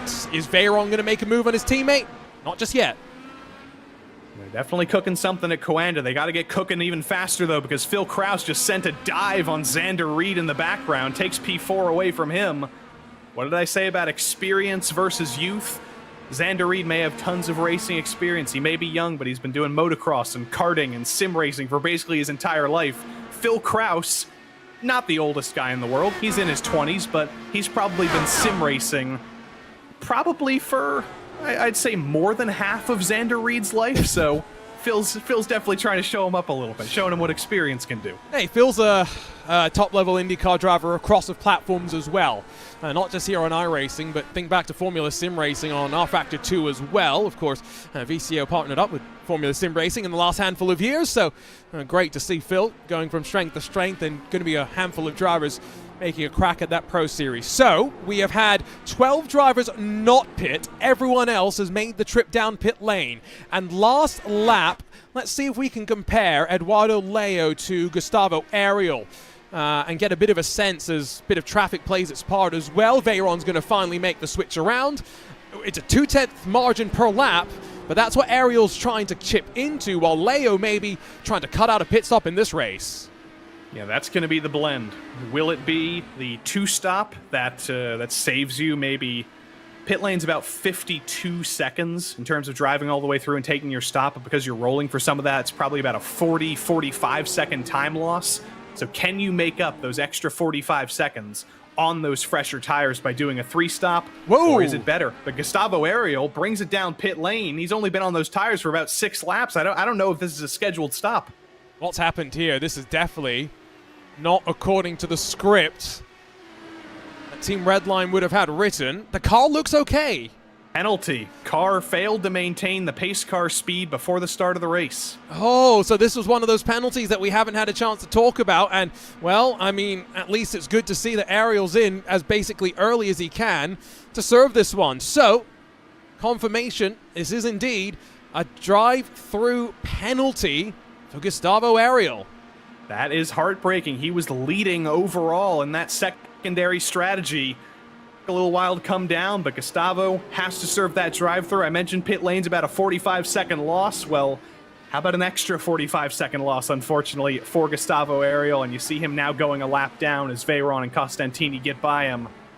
That might be day done. He might need a safety car to save him once those leaders come back in. Adam Crane as well has got a penalty. Not the only one, though. We can keep going with a bit of a report here on status from race control. The 16 as well. A penalty, so that's Jacob Oster. This is all, by the way, spelled out pretty cut or dry in the rule book, so I'll be honest in saying I don't really have much sympathy here for the drivers. These were rules that we put in place for IMSA Esports. It went great, and Christian Steele as well, another driver with a penalty. Kevin Burrell had a 10-second stop and hold, but of course his race has already come to a close. Rejoin your race leader then, who's going to cycle back around, exit lap 23, join lap 24, and with a 3.5-second advantage, independent driver Eduardo Leo leads at the racing capital of the world. You gotta say, he's still been doing a pretty solid job of keeping those tires under him. 1:13.2 on the last lap.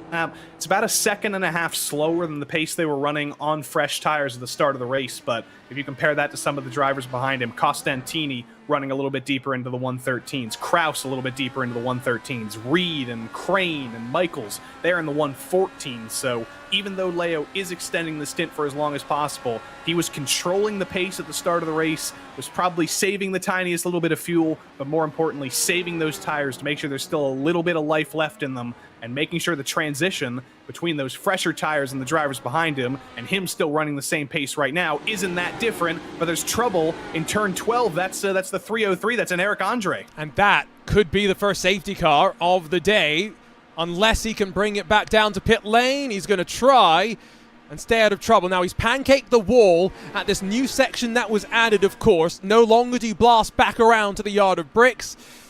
Oh, this is a precarious place to be stopped. Race control will make their judgment as the rest of the drivers try and slip their way through in racing conditions. Pick up Jaden Munoz and Peter Berryman, 12th and 13th spots. And of course, the top 9 still yet to come down pit lane.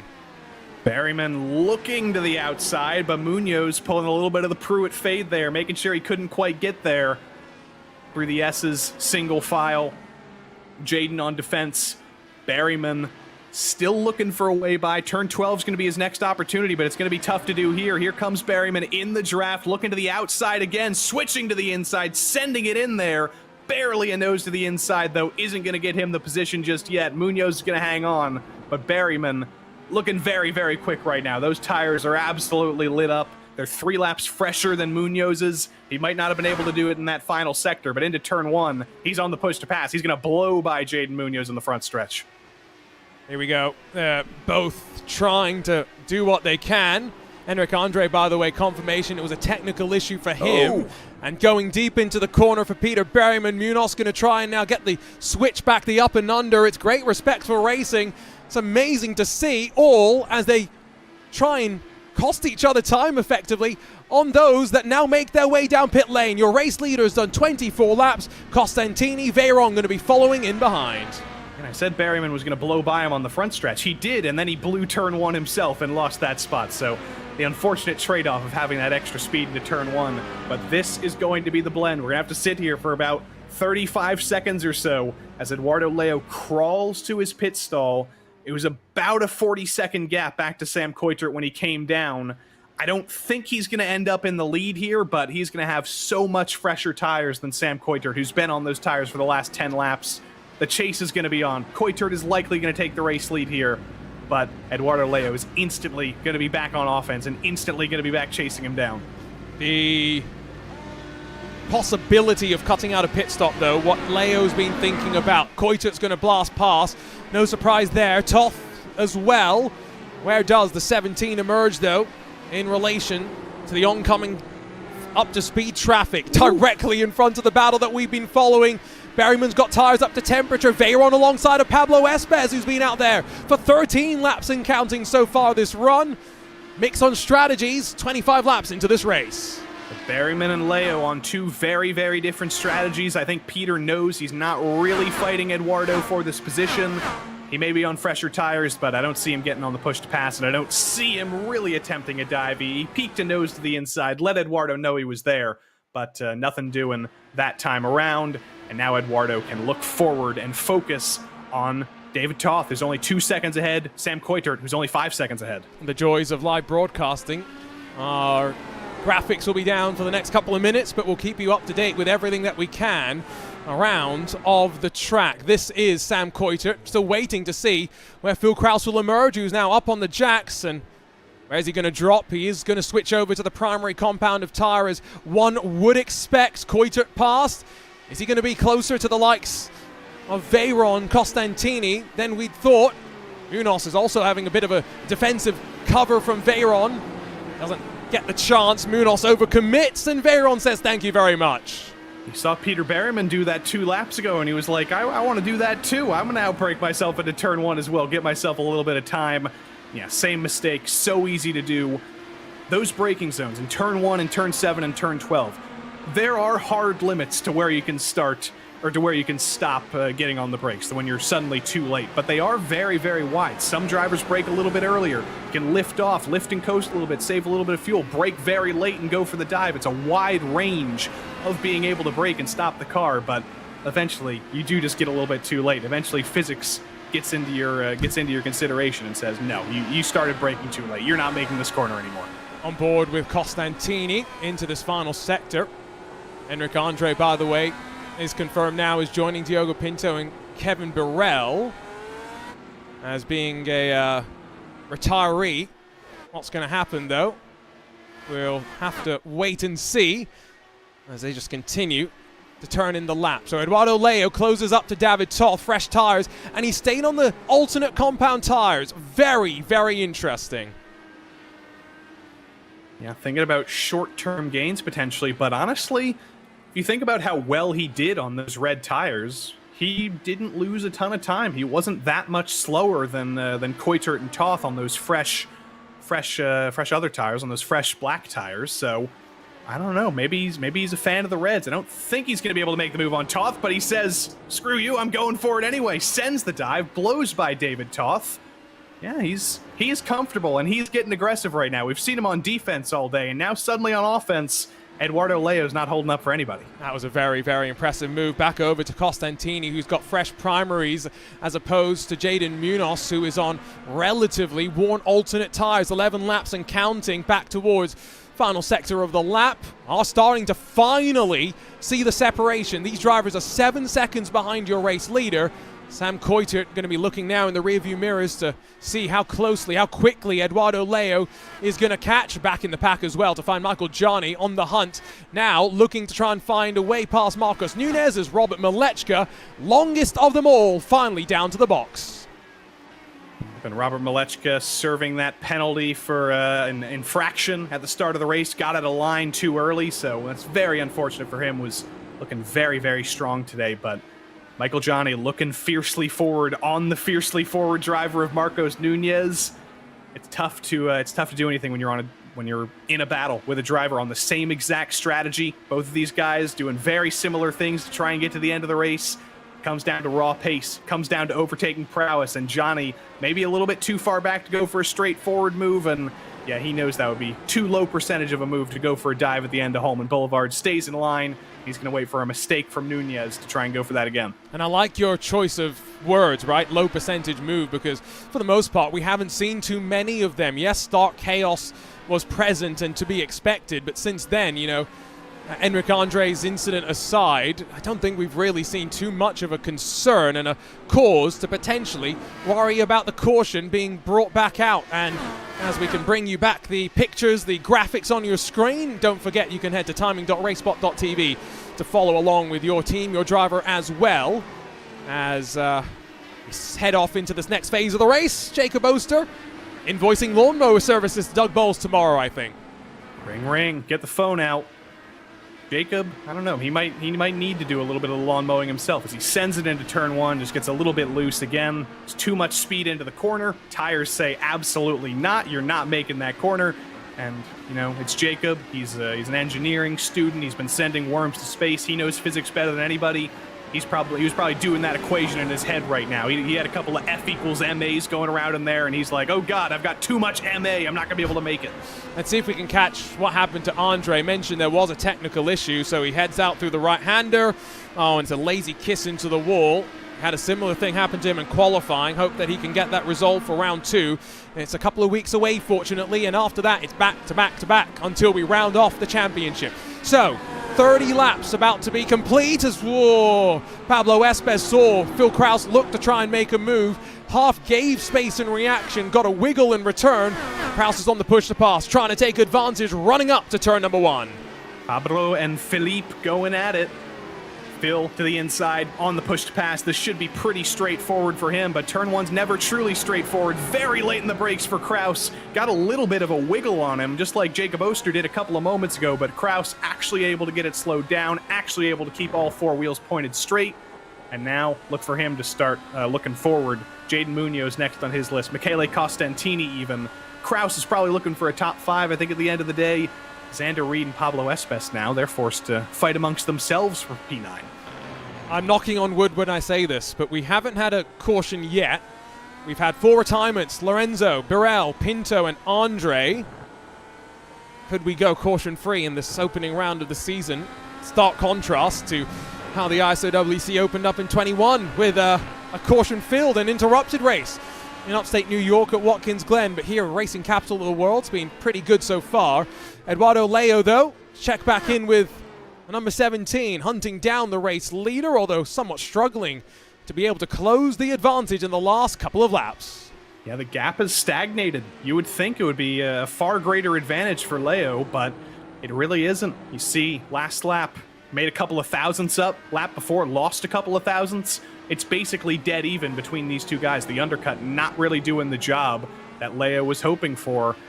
So I don't know. Were the Reds the right choice for him? Is he going to be able to make up all that time in the second, or the third stint rather, where he put on those black tires and start chasing him down? Right now he's on the back foot, but still a lot of racing to go. We're not even to halfway yet. That's still 5 laps away. Long, long way to go indeed in this race. About 52 minutes, though, of action, so stick with us here. Should be exciting all the way to the very end, and what is a very busy day in motorsports, of course, with the CrowdStrike 24 Hours of Spa taking place in the real world. And we have a couple of drivers who are racing out there that will be joining us for round 2. Not going to talk too much more about that just yet, but stay tuned on social media. Follow VCO Esports for more, and of course stay subscribed to us on Twitch for all the great things that are coming over the rest of this year. We've got one more VCO Grand Slam, the iRacing Petit Le Mans, that is a ways away to be fair, but plenty more before we get into the month of October. Back towards the yard of bricks. Let's check back in with Toth, Berryman, Veyron. 3rd, 4th, and 5th position. And left side of the screen, Joey, keep an eye on the tires that they're all on at this phase of the race. It's still a little bit of a blend, but you're already seeing some of those drivers who elected to go for the alternates in their second stint already ditching them. Alex Van de Sant down pit lane. He's only been out on track for a couple of laps now. Alternates are very, very difficult to stretch out. I think Eduardo Leo is basically the only driver in the field who was able to make them competitive for a long period of time, and he's now taken absolute chunks out of Sam Coitert's lead. I don't know what happened in turn 7, if there was a mistake from Coitert or what, but he lost about 9/10 in the space of one corner, and suddenly Eduardo Leo's within a second.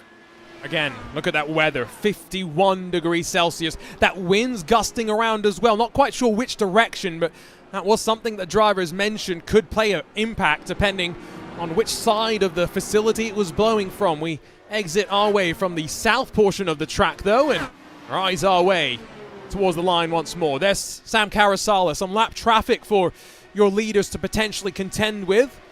Jacob Oster as well, a couple of laps down. He's been keeping out of trouble and letting your leaders sequence on through. There are your 2 leaders up front, though.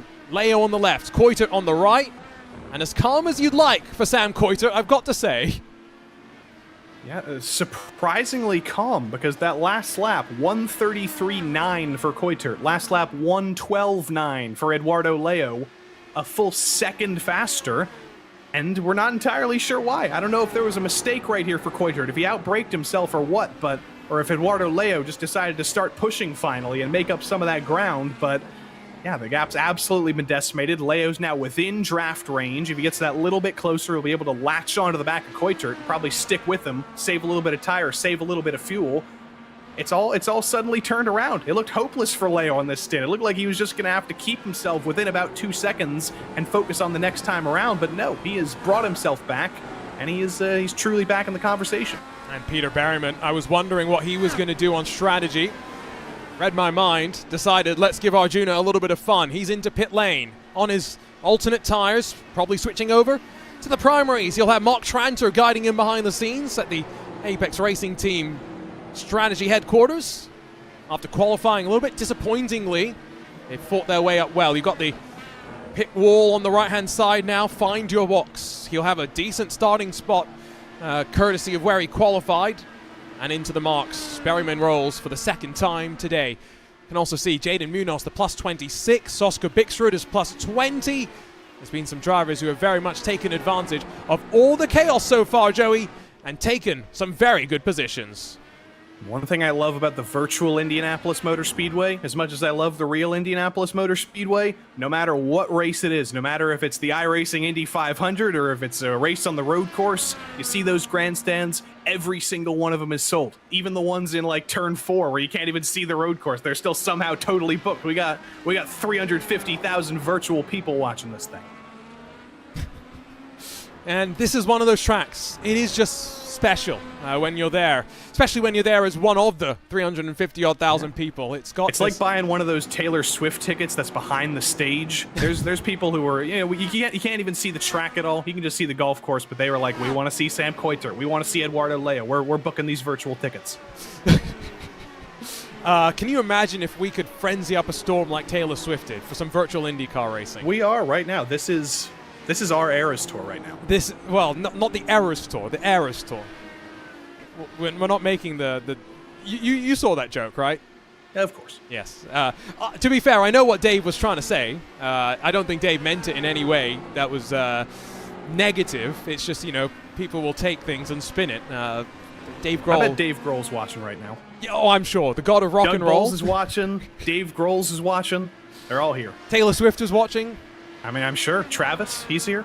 Is that Travis is not Jason? That's the rock. Yeah, okay. You see, I watch so much football. There you go. What positions do those guys even play? Because I don't even know those things, those words. Here comes Coitert to pit lane to interrupt our football and Taylor Swift talk. Batter. That's what I'll go for. Plays Sam batter. Coitert. He's a cricket player, actually. Sam Coitert, big lockup before the yellow cone there. Doesn't really matter. Those tires are getting thrown in the bin anyway. Huge lockup behind as well from I believe that's the lapped Robert Malechka. Jaden Munoz coming down as well. But yet again, Sam Coitert going on the undercut, hoping to stay out of traffic.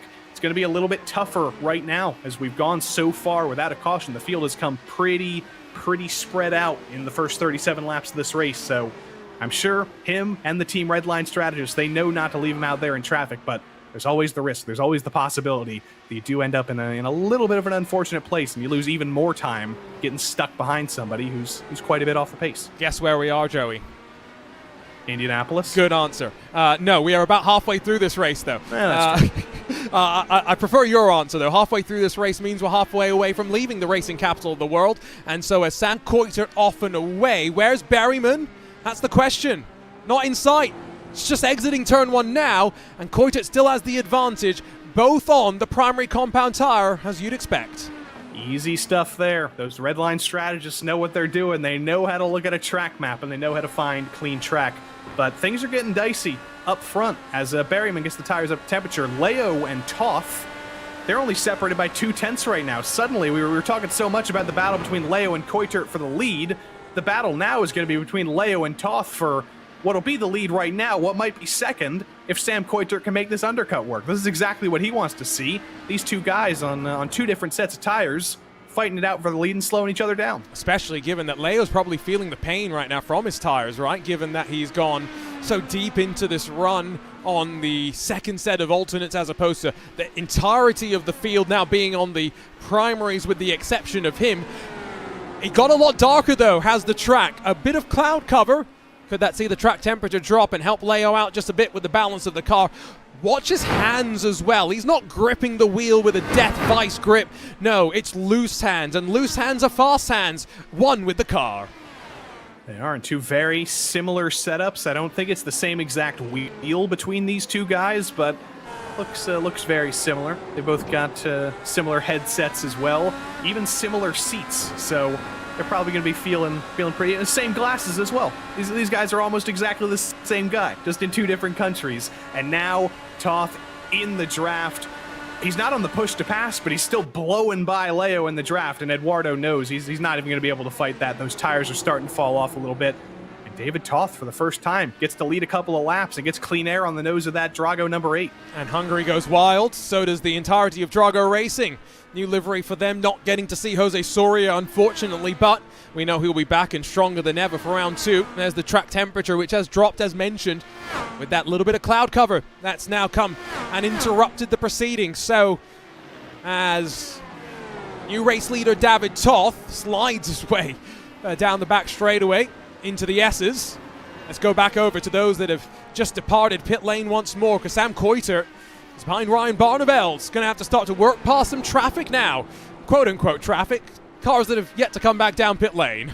Well, that is going to be tough, because Ryan Barneveld, despite the fact that he is on a different strategy, despite the fact that he is a little bit slower, he's still on the same lap, and he's not that much slower. He was about half a second slower on that last lap than Coiter was, so he's not going to defend. He knows they're on two different strategies, but he's still going to be a little bit of a nuisance. He's going to be spitting dirty air out of the rear end of that car, and especially through the S's here, through the first sector where it's so difficult to make a move, he could be very inconvenient for Sam Coiter. The two Dutch drivers finding each other on track. I'm sure they're both happy to see each other. I'm sure they're buddies. I'm sure if they saw each other in Rotterdam, they would like each other. But right now in Indianapolis, they don't want to see another Dutch guy. Word from race control is they have officially now gotten through all the decisions, and so as Barneveld leaves for pit lane, makes our life a little bit boring, joins Oscar Bickstrud down in the box. I think officially race control can put their feet up for just a little bit and relax just until race control gets called back into action by the flurry of activity that we're sure to see towards the end of this race. Track map in the bottom right corner of your screen will illustrate just how much separation we have now. Remember, at one point there were 20 cars split by just under 10 seconds. Now, 20 cars split by around 60 seconds. I did see your race control friend Max Pappas in Monterey. I didn't get to say hi, though, because we were in the hotel, and I was trying to catch an elevator, and he was in there, and I ran to the elevator, and the elevator door closed, and he didn't reopen. Oh, unfortunate. There's my Max Pappas anecdote for today. To be fair, if I was in an elevator with you, I'd also want to not be in the elevator with you. That's true. David Toth down to pit lane. The smell gets really bad. Oh, I was more thinking about your puns, but that too. too. David Toth in pit lane, Marcos Nunez as well. And so, primary compound tires for them right now. Surely, Joey, that's what they stick with. You never know. There's been some funniness. There's been a wide range of alternate strategies today. So, I'll take my prediction when it happens. Drago Racing number 8 lifted up on the jacks by the invisible virtual pit crew. He was in the blacks, and he still is on the blacks. So no change for Toth, and probably no change for Nunez either. It's been doing him well so far, so keep sticking it out. Love this view from up top on the roof of the pagoda. You can see Jaden Munoz on the left-hand side, just heading off to turn 1. David Toth is going to emerge just in front of the 124. Give it about a 4-second advantage as the tires get fired up to temperature.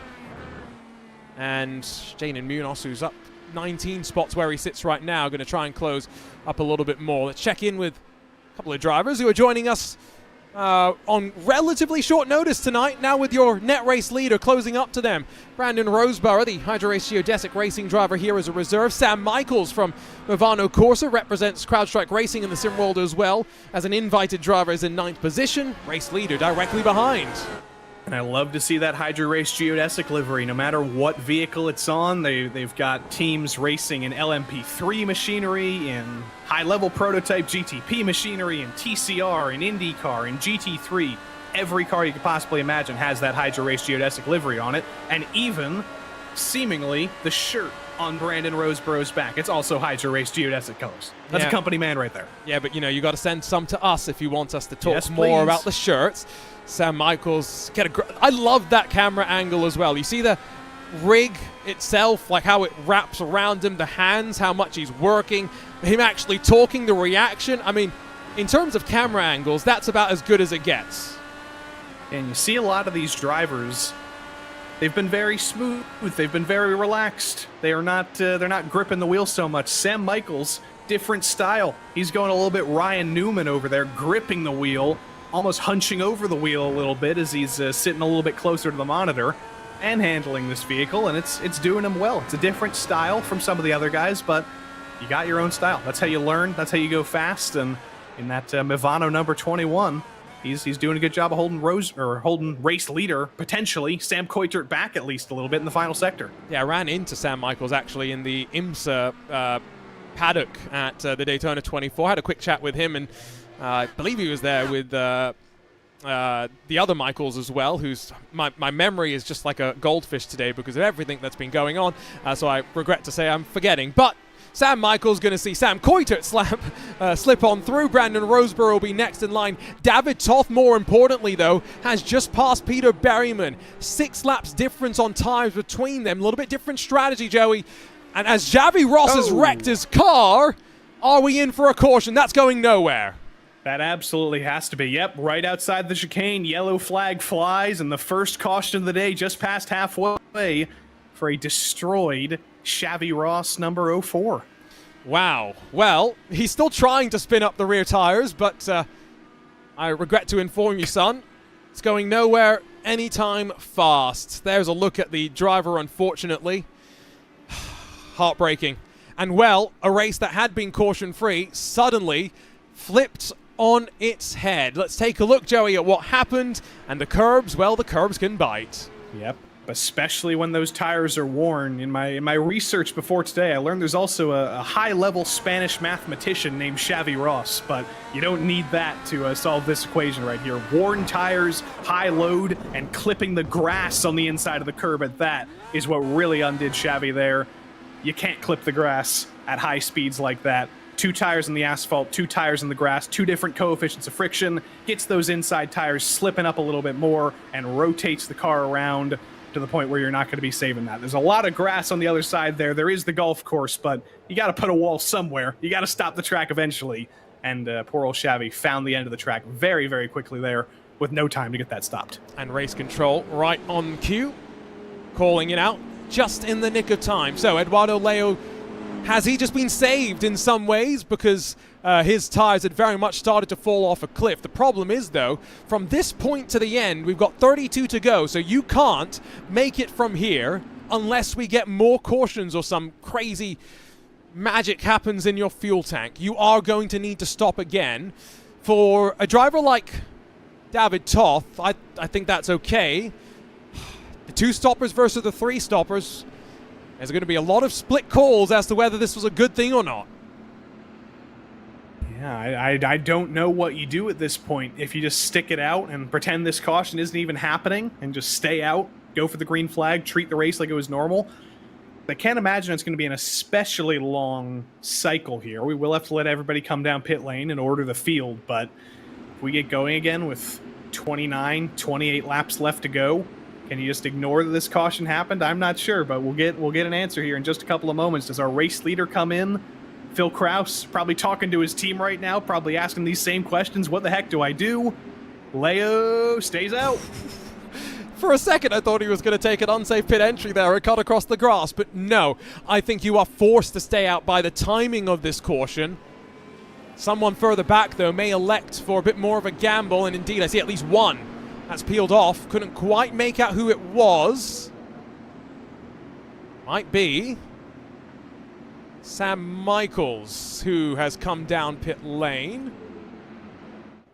In fact, a couple more people down pit lane. It's busy. Taylor, I see, and one of the I5G entries. Lots of takers. Andra's in there. Lots of drivers. It's an alternate strategy for all these guys. It's not what the majority of the field wanted to do, but a lot of these drivers are drivers who are on the back foot, who weren't really in contention for a top 10 or even a sniff of the win, but they're thinking, you know what, if we go off strategy, we try something different, maybe we will have a day that ends in the top 10. So Pablo Espez has fallen down a little bit. He's looking forward. Sam Michaels, Cy Andra, Matt Taylor, Josh Thompson, Christian Steele, all guys on the back foot a little bit. Have nothing to lose. Might as well go alternate. Might as well hope for some cautions and hope for some drama and hope that it cycles out in your way. And well, this is what the caution was meant to bring. And it is a lot more simple than what we had in the 2022 IMSA Esports Global Championship, where, let's be honest, our caution at Laguna Seca has, I think, scarred many a driver for life, including myself, for the thesis, the dissertation that I had to write about the events that transpired and what could be done to prevent it in the future. This is a lot more simple. They just follow what iRacing effectively tells them to do. Single file restart as well. There's no car between the leader and the safety car, so there's going to be no wave arounds. However, there is a car, a lapped car, in the midst of all of this action, and so that's going to mean that there are going to be some lapped cars to contend with when we go racing at this restart, Joey. Can we pause right here, crop out the safety car, and just pretend that's what we were seeing on like the restart? Because they were like 3 and 4 wide down Holman Boulevard here. I hope we see that in the restart, but I think we should save that as a screenshot. Be like, look how crazy it was. 30 to go at the line with the lights off. A couple of drivers did get black flags from coming down on towards pit lane. Sam Michaels, Matt Taylor, Josh Thompson, and Jacob Oster amongst them. Everyone else, though, seems to have been okay. Well, here we go. What are you expecting on this restart? Because, Joey, I'm expecting fireworks. There's definitely going to be some fireworks. They say cautions breed cautions. That tends to be more of the case when it's a double file restart, but you never know. There's the top 8 on a different strategy from basically everybody behind. The strategy's sort of evened out here, so track position is going to be very important. Making those overtakes is going to matter. Look at P9. Look at Sam Coiter in that red line number 28. He has to start moving early, so look for him. Right. Eduardo Leo in control, but on alternate tires that may have been well past their sell-by date even before the caution flew.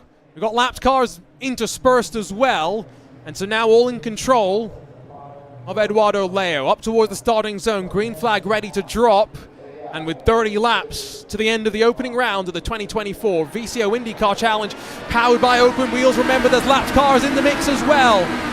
Rev through the gears, rumble the engines, and maybe some moves to be made further behind.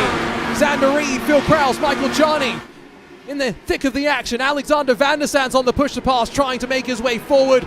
As Ryan Barneveld in that big red BS competition car tries to stay out of trouble.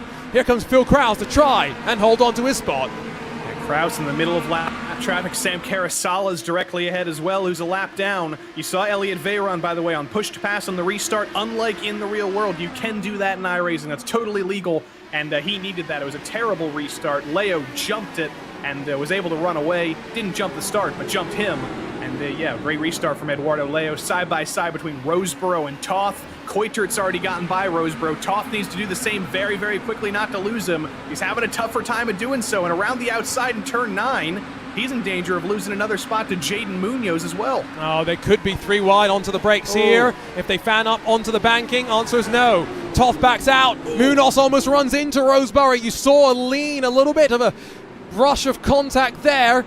And as cars up front now try and take advantage, one driver down to pit lane, I think because of the black flag from the caution cycle as mentioned. Here we go, more usage of the button. Towers lit up in orange as everyone uses 60 to 70 horsepower. 2 and 3 wide, they pull on out and into turn 1. Berryman looks to the inside. Not going to be able to get it done on Roseboro just yet. He's got more grip though. He's going to give it a good go around the outside. And Toth, importantly, did get by Roseboro. He's got to focus forward now and make sure Sam Coiter doesn't get too far away, because that is the driver he's going to be battling for this race win at the end of it all. I think there's going to be one more stop for everybody in the field, as here's your race leader, Eduardo Leo, not totally in control right now. Even with the bad restart from Veyron, he was able to keep within touching distance in turn 1. And suddenly Elliot Veyron could potentially be an underdog. If he can stick with Leo, if he can improve on that Coanda long-term pace, on that long-run pace, rather, they might still be in contention to Coanda. It might not be over. Josh Chin, one of the few incidents that we've had on this restart. It's been feisty.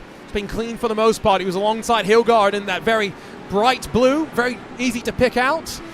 Satellite Racing entry, and almost goes up onto two wheels, but bounces back onto terra firma, albeit with maybe a little bit of a stiff landing at the end, back up front. So, from this point, fuel savings out the window, push-to-pass usage is going to be maximized, and tires, well, use them and abuse them. We've talked about that already.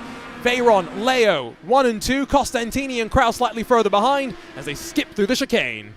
Exactly. One more stop for everybody else in this field, at least so we think. So if you're Sam Coitert right now, you need to be making moves. This is your track position at the end of the race. You need to make sure that tire advantage you have right now is used to its full effect. But he's got to get by Michael Janney. He's got to get by Xander Reed. He's got to get by Phil Kraus to try and even this out somehow, or else it's going to end up being an Eduardo Leo versus Elliot Veyron versus Michele Constantini race for this win. Santini is in danger of dropping back, though, so by no means is he guaranteed to be part of the mix. A little bit further back, though. Munoz, Toth, Chin, Berryman still outside of the top 10 for a couple of those drivers. Sam Coitert, the former race leader, now tries to find himself closing back up as move for the lead. Leo's tires really can't do much more. And so Coanda, Veyron, the number 9, 27 laps to go, slide in front, and with a tire advantage and a car between him and the rest of the competition. Yeah, for as good as Eduardo Leo has been on saving those red tires, for as excellent as that long first stint was, that's still not the advantage to have those red tires on right now. Veyron might be worse in terms of tire saving. That Coanda setup across the entire team, and maybe slightly worse at keeping the tires under it, but when you're on those harder tires anyway, it evens out, and Elliot Veyron is going to be feeling very, very comfortable in the lead of this race now. David Toth not feeling comfortable at all. He's stagnated. He's stuck behind Jaden Munoz. He's stuck behind Adam Crane in traffic. I don't know, the win for those drivers on that other strategy, for him and for Coitert and for Berryman, it may be out of the question unless we get another safety car that evens things out even more.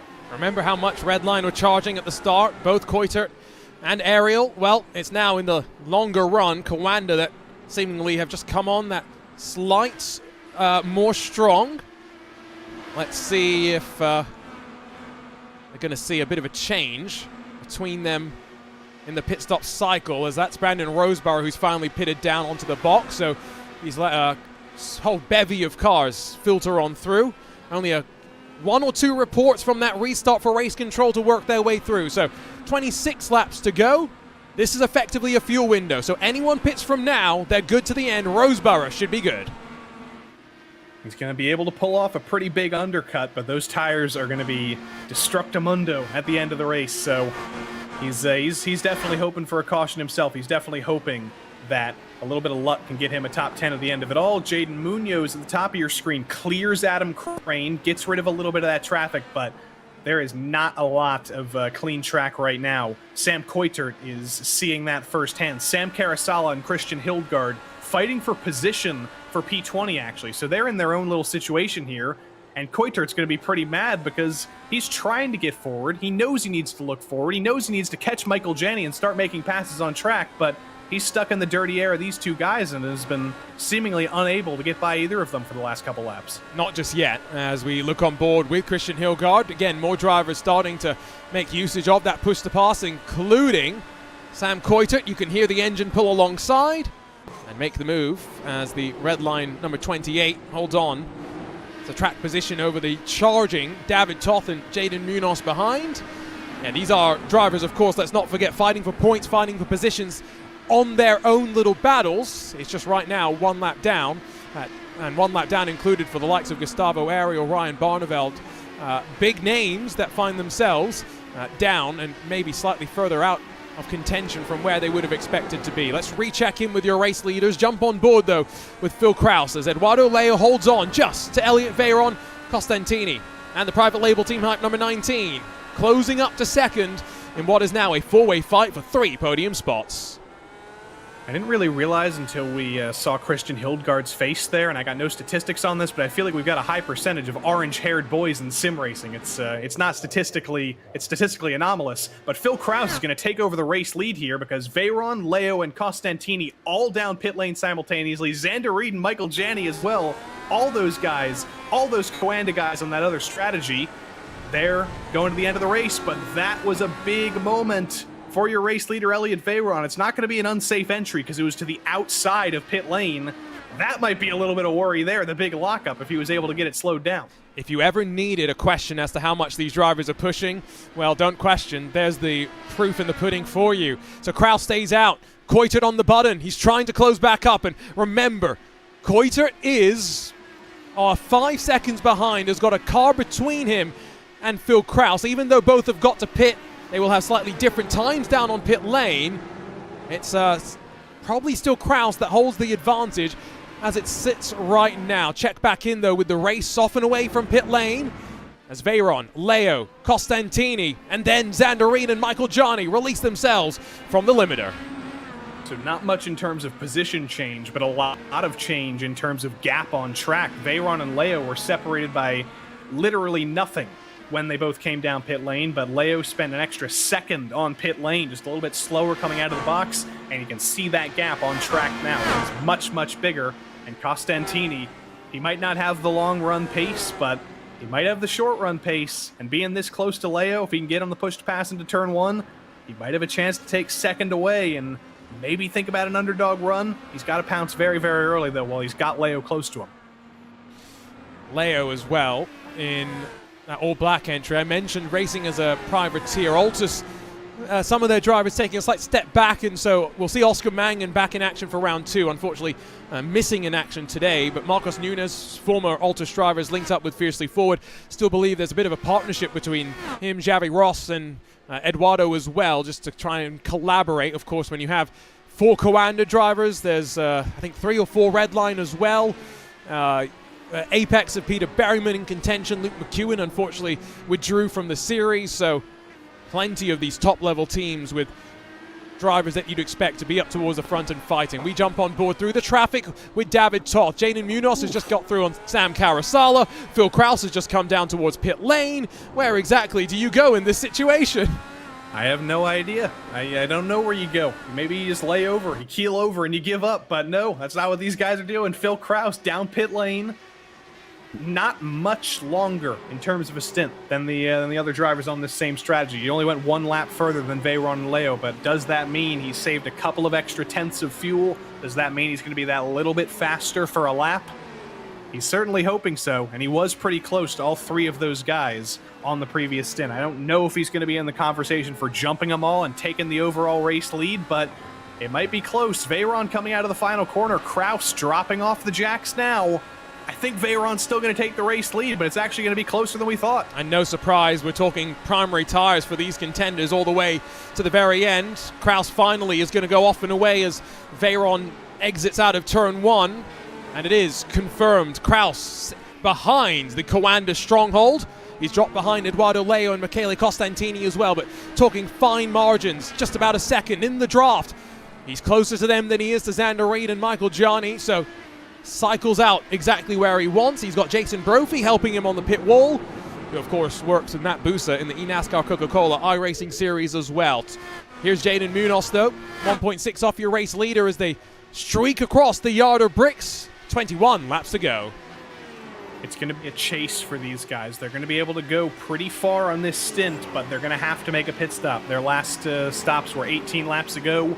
I don't believe you can go 39 laps, even with a caution. Marcos Nunez, in the meantime, though, I don't think there's any strategy consideration for these 2 guys. This is just for on-track position. This is just battling for the sake of it, for taking track position. And Nunez does get by Espes, but both of these guys on lap 10 of their respective stints. So another stop probably coming for them unless they can pull off an absolute fuel miracle. Even if they do, they're probably getting passed by Veyron and Leo, who are only about 20 seconds behind. And in the case of this battle, it's different compounds, right? One on the alternates, one on the primaries. But I think at this point in the race, if you haven't already got off the alternates, I'm not quite sure exactly what you're thinking, because look at that track temperature. It's only actually gotten warmer. So really spend as little time on those tires as possible. The primaries just give you the lasting, enduring grip to go that much longer.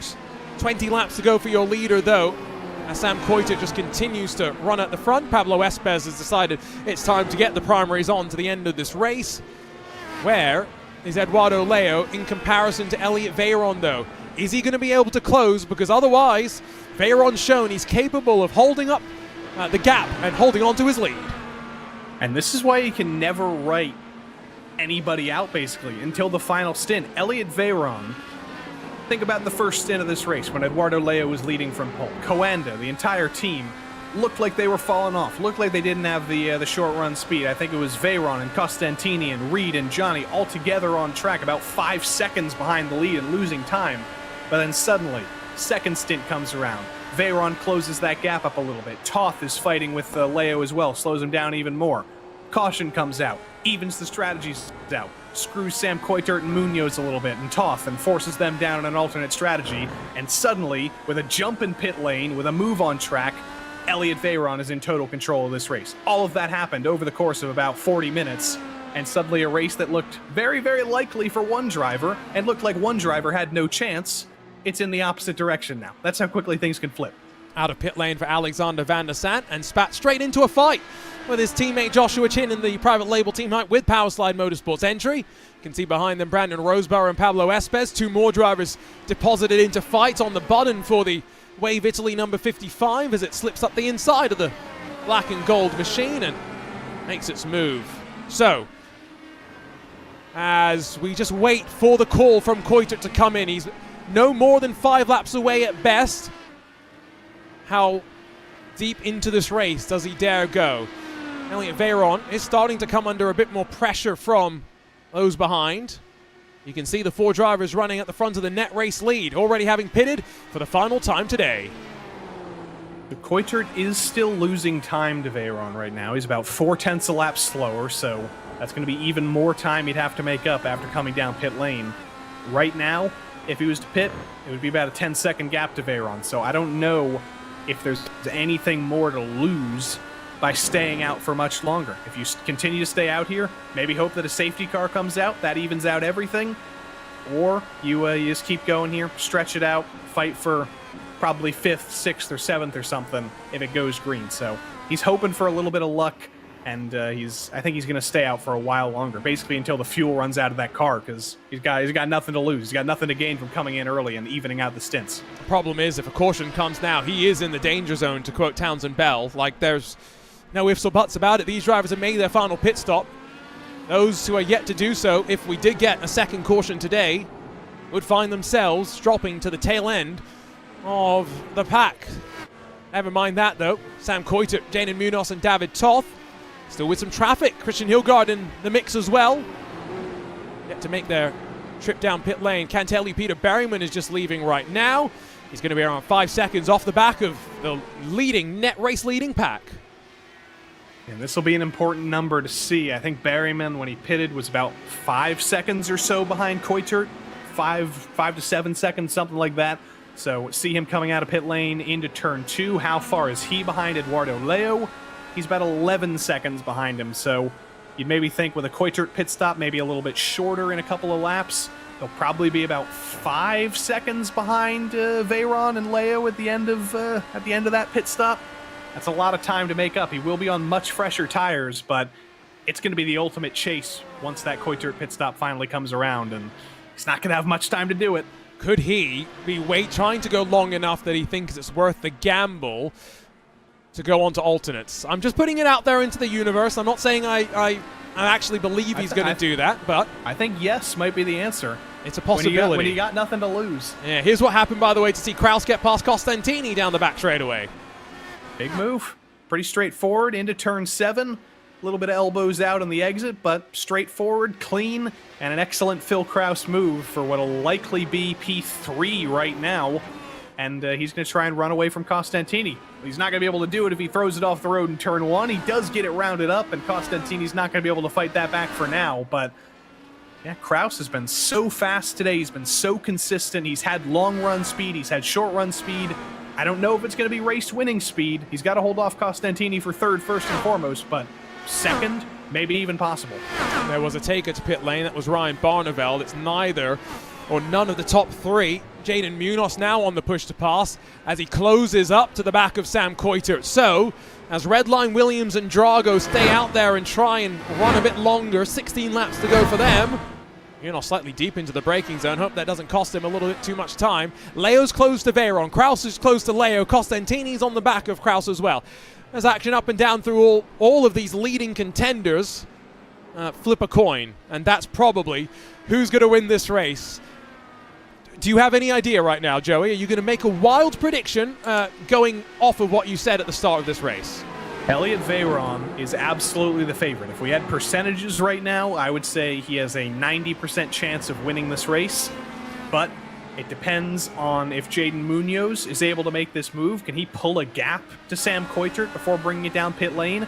Both of these guys have been faster than Elliot Veyron in the last couple of laps. Veyron's in the 113s. Jaden Munoz is in the 112.8s. That doesn't help him much. It's still going to be about a 5 to 10 second gap after that pit stop, but that pit stop's coming right now. No more theoretical numbers, no more guessing. We are going to see a gap, and there's going to be a chase with Elliot Veyron, Eduardo Leo, Phil Kraus, and Michele Costantini probably being the top four, but Coitert and Munoz are going to be on 10-lap fresher tires to try and make up that gap over the final 15 laps. It's what we've been waiting for. A final cycle of green flag pit stops. Yes, we've had our one caution that interrupted and threw the strategies into the bin for plenty. How did the teams, how did their engineers respond? How did they coach their drivers through the situation?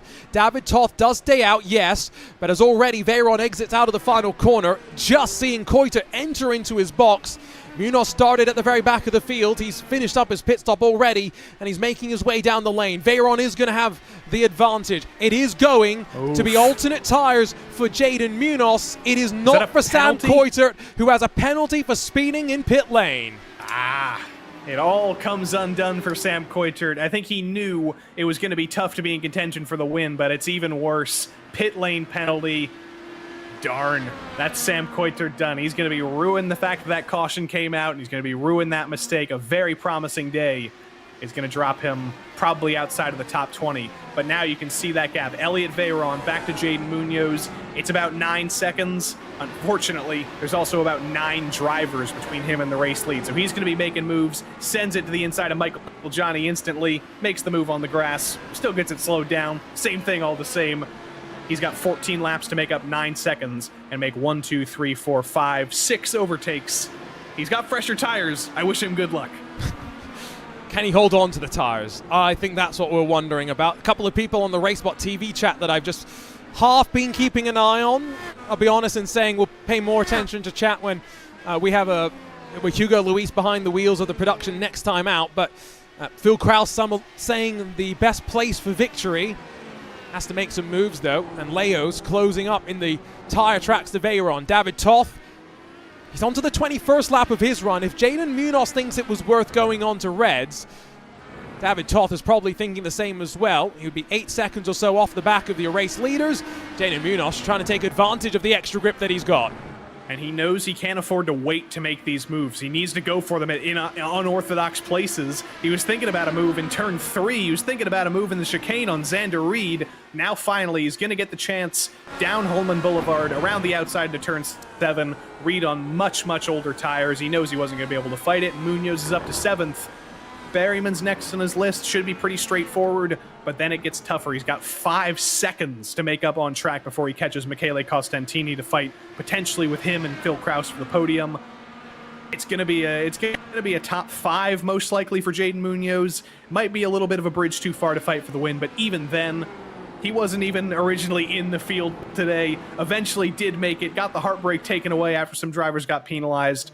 I think he's going to be up 30 spots, basically, if he finishes P5, so it's going to be well done all the same for Jaden Munoz. Exactly. Did the best with what he was given. And out to the turn 1. Move made. And the 124 grabs 6th position away from Peter Berryman. Pablo Espez, Oscar Bixrud, and Marcos Nunez have lined up behind Joshua Chin in that purple and black private label team height with power slide entry. The Nitrocross car of Oscar Bixrud half jinked to the inside of Espez before backing out and thinking wiser of it. But as they fight in the mid-pack, 12 to go at the line for your leaders. Eduardo Leo is caught. Elliot Veyron, 7 push-to-passes left to use. Veyron has got 6 left to use to try and defend. It works in both directions. And there's not going to be any fuel saving, I don't think. It's going to be a 23-lap stint at the end of the race if these guys make it to the end of the race. That's pretty normal. I think you'll be able to use a little bit of the push-to-pass. But does Eduardo Leo have the pace to be able to overcome that dirty air? Can he find that same pace he had early on that he used to pull a 4 or 5 second gap in raw pace on Elliot Veyron? He's got to hope that's still in the tank. He's got to hope that those lapped guys up ahead don't end up in the equation and split them up. And he's got to hope that Phil Kraus behind, who's on the push-to-pass, who's in an even safer position in terms of fuel. Remember, he's on a 2-lap shorter stint. He's got to hope that Kraus doesn't catch this battle either, because he's still definitely in consideration. He's definitely still got speed. What we are seeing, though, both from Marcos Nunez and from Jaden Munoz, is that the alternate tires do run pretty well at the start of this stint. So if you don't have to go very long on them, it's not a bad gamble at the end. And David Toth, I can tell you, is about to show us what his gamble's going to be down on pit lane for the final time today. Unfortunately, I think his gap back to Elliot Veyron is going to be about 15 seconds. So it's going to be maybe top 5 consideration for him. So he'll still have a good result at the end of the day.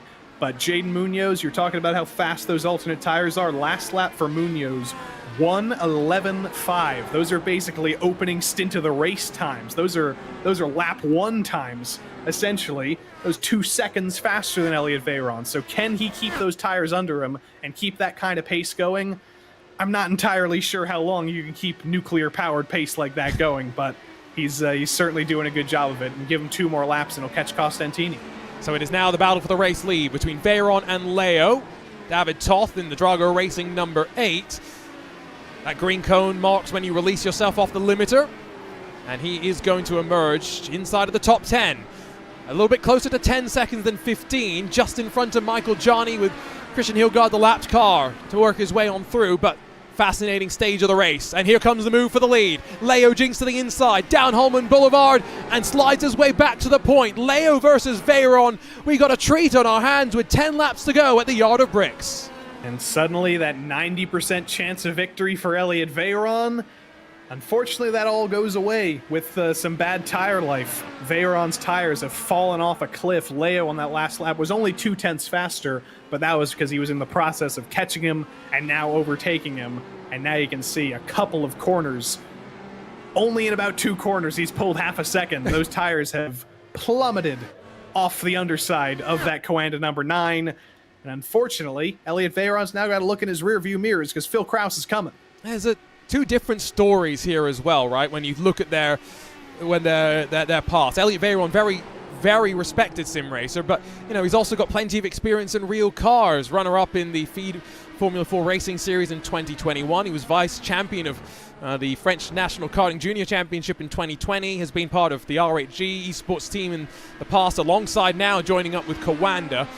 Plenty of experience. On the other side, Eduardo Leo, first time he'd ever driven a car, like actually sat behind the wheel of a real car, was when he got behind the wheel of a BMW during Prodigy Week in the month of May and drove around an autocross track. The next day he was put into a Radical SR1, and boy did he impress. What different stories between them. Jaden Munoz, though, what speed he is showing, and not going to get past Costantini with ease. He's going to have to make this move happen a little bit with a bit more planning. And unfortunately, I mentioned he was a little bit in desperation mode. He was making some unorthodox moves, and there comes a point where there's smart places where you can do that. If you're going to make the move, you can go for a low percentage move, but when it's unlikely and you just lose yourself even more time, there does come a point where a low percentage move is a low percentage move for a reason. And trying to go for a move in turn 9 when he was barely alongside didn't work out for him. Lost time on that lap. He was actually slower than your race leader on that lap because of that time lost. Look for him to make this move probably in a slightly more normal spot at the end of Holman Boulevard at turn 7. With how things are developing, I think that'll be a far more opportune place for him. And it might be an opportune place for Elliot Veyron. He's in the draft, but he's saving his push to passes. There's still 9 laps to go, and he's only got 7 of them. And that's why you want to try and keep them in reserve as well, right? So that you don't leave yourself in especially in these races where safety cars are a threat, right? You need those in reserve at the very end, as David Toth slides in front of Peter Berryman, as those new alternate tires, I should say, for David Toth, working very, very well. You can see the compounds on the left-hand side. Interesting how many, Joey, have decided that the alternates were the choice, given the conditions that we have still around the warmest we've seen so far today. And the alternates, they're faster for a reason. They exist for a reason. Now, they do fall off much, much faster, as is just the reality of an alternate tire. But when you're going for a shorter stint, that's exactly what you need a faster tire for. Faster pace, shorter term. You don't have to worry about tire wear, and that's definitely going to work out. Jaden Munoz does finally get to the inside of Costantini into turn 1, later on the brakes. Easy move for him. Bill Kraus is next, and that's for the podium, but is this the time when it starts to even out? Munoz has been pushing 100% for the last 10 laps or so. Those Reds will survive until the end of the race, but they might end up evening out and be just as fast as the primary tires if Munoz has worn them out a little bit too much. So he's got to look forward now and hope he can still catch Kraus. Remember that long middle stint of the race just before the caution? Leo had gone on to a second set of the alternate tires and hadn't set the world alight, but by no means was he falling off a cliff. So, you know, just keep that in mind. By no means do I want to say that Munoz is going to find himself dropping backwards, but I don't also think it's a guarantee that he's going to close and be able to make this move so easily. He's also been burning through his push-to-passes just a little bit more, and you can ride with him in the bottom right-hand corner of the screen. And that Williams Esports 124. Leo 4/10 clear of Veyron. 7 laps to go. It's coming down to the wire, Joey, and we've still got, let's just make sure we point this out, 16 cars within around 30 seconds or so. We knew this was a competitive field. We knew it was going to be tough to survive, let alone be up towards the front. And that's proving true. And those push-to-passes, we haven't seen much of them, but I have a feeling we're going to be seeing some of them very soon. 7 laps to go, 7 push-to-passes. I honestly think we might see some of them saved for about 4 laps to go, because you're going to want to use one down the front straight, and you're going to want to use one in the middle straight here down Holman Boulevard. So you're still not seeing them from the leaders being used. I think you did just see one from David Toth being used. He gets by Michele Costantini. And honestly, I think Toth is in a better position than Munoz to potentially be a race winner here. He's on 4-lap fresher tires. That last lap was a 1:11.7, a second faster than anybody ahead of him.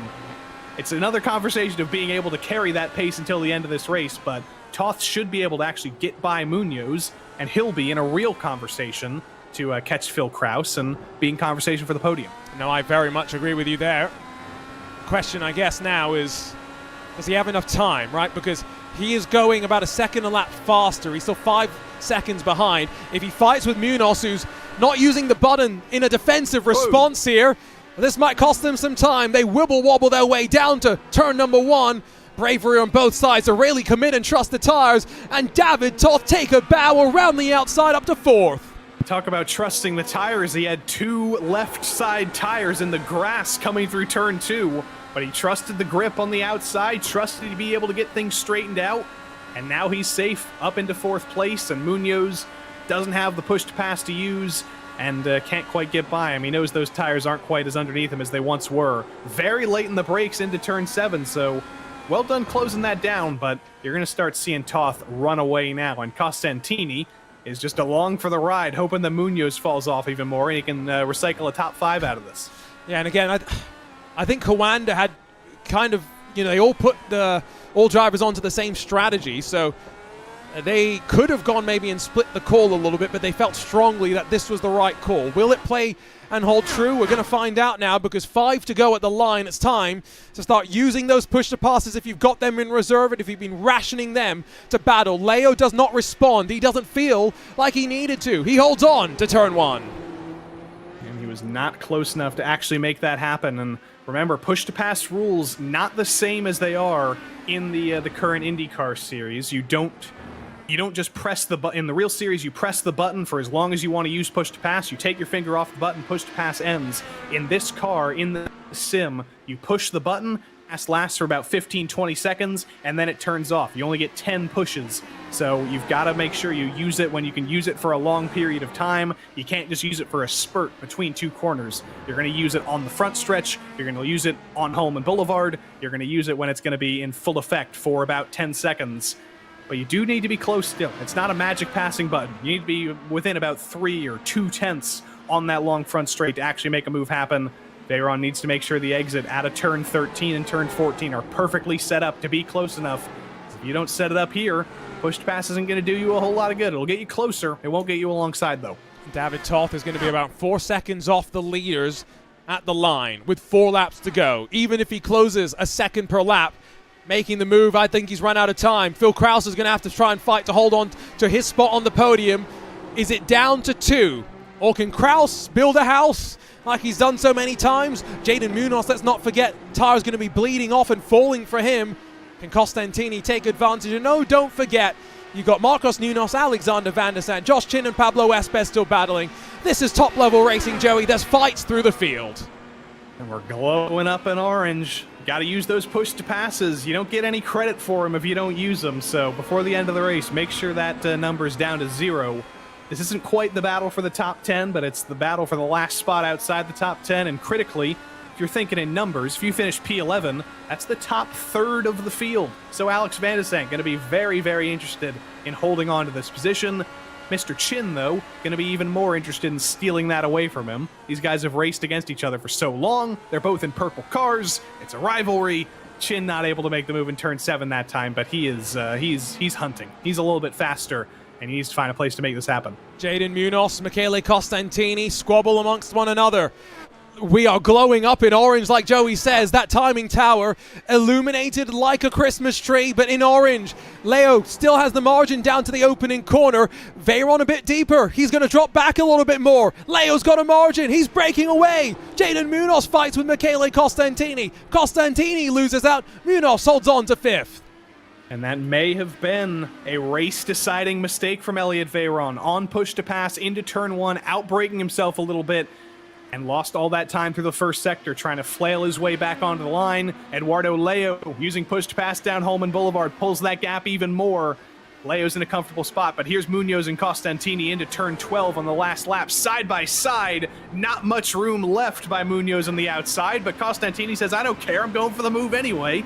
Through the grass makes it happen, and now he's made it back. And well, they swapped back again. Definitely seeing the way that these tires at the end, even if you're both on the same compound in some cases, for example, Munoz and Berryman, how you treat them when you move on to them can be very, very important. But as now, once again, we cross the yard of bricks. 2 laps to hold on for Eduardo Leo. 1.3 seconds the advantage. A crucial mistake from Elliot Veyron. Could that be the moment that decides the race? It might just have been. You can't count anything out. Still 2 full laps to go. Many, many miles of racing. Many mistakes possible. Many things can happen. You never know. But I think Elliot Veyron is probably sitting behind the cockpit right now thinking, if I defended a little bit harder, if I was able to keep the lead and be on defense instead of offense, I might have had a better chance. But when you're against a driver like Eduardo Leo, who in the first stint, absolutely phenomenal in terms of tire saving, stretched those alternate tires for as long as some other drivers have stretched the primary tires. That was phenomenal. He was on the back foot. He fought back. He was saving tires while we all thought he was down for the count. And now he's about to take the white flag. Potentially hang on to this. And Phil Krause in a very comfortable position, 2 seconds ahead of him, 3 seconds behind him. He can breathe a little bit. He can take a little bit of a victory lap on the podium. And we thought David Toth was going to be able to close. No, it was not to be. And as the white flag flies here from the racing capital of the world, one more lap in Speedway, Indiana. Eduardo Leo is a lap away from writing the first chapter of the VCO IndyCar Challenge, powered by Open Wheels. Final push to pass for some drivers as they barrel down to turn number 1. Veyron's not going to give up. There's going to be 100% push here on the final lap, because even if it looks unlikely, even if you have a second and a half in front of you, there is always the possibility of a mistake. There's always the possibility of a bobble. There's always the possibility of clipping a curb wrong or clipping the grass wrong. But Eduardo Leo, through the chicane, using his final push to pass down Holman Boulevard for good measure. There are no likely overtaking spots left on this lap for as far back as Elliot Veyron is.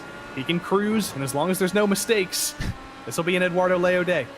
An Eduardo Leo day to savor as well, because next week he heads to London hoping to write history in his own little journal.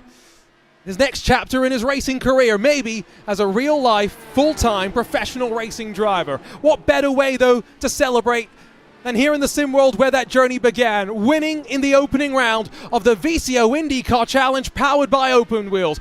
From the racing capital of the world, 75 laps complete, Eduardo Leo, the best that Indianapolis saw across the race. And the expression of relief tells you all you need to know. Joey, that was a race where he was pushed to the very end. That was an absolute masterpiece. On offense, on defense, he had both of them. He fought back when we were doubting him in that final stint. And he says, you know what, there was no reason to doubt me. I had it under control the whole time. Absolutely masterful. Fantastic stuff from him in the stealth black number 17. Maybe we'll even see a sponsor or two on that car next time out. I mean, if there aren't any teams that were already keeping an eye on the status of Eduardo Leo, well, you've now been notified, and again, there are real racing teams that will be watching him with great intrigue going into next week's Prodigy Draft. Can't wait to see what he, Michael Romanidis, Gustavo Ariel, what's in store for them as the field crosses the line and we get to round up our opening round of the championship. And boy, what a long morning, afternoon, evening, no matter where you are in the world for these drivers it has been. It started in qualifying. Let's not forget, Joey, first they had to make the race. They had to be the fastest 33 to be able to compete. One of those one-day shows. They definitely take a lot out of you, but they made it happen.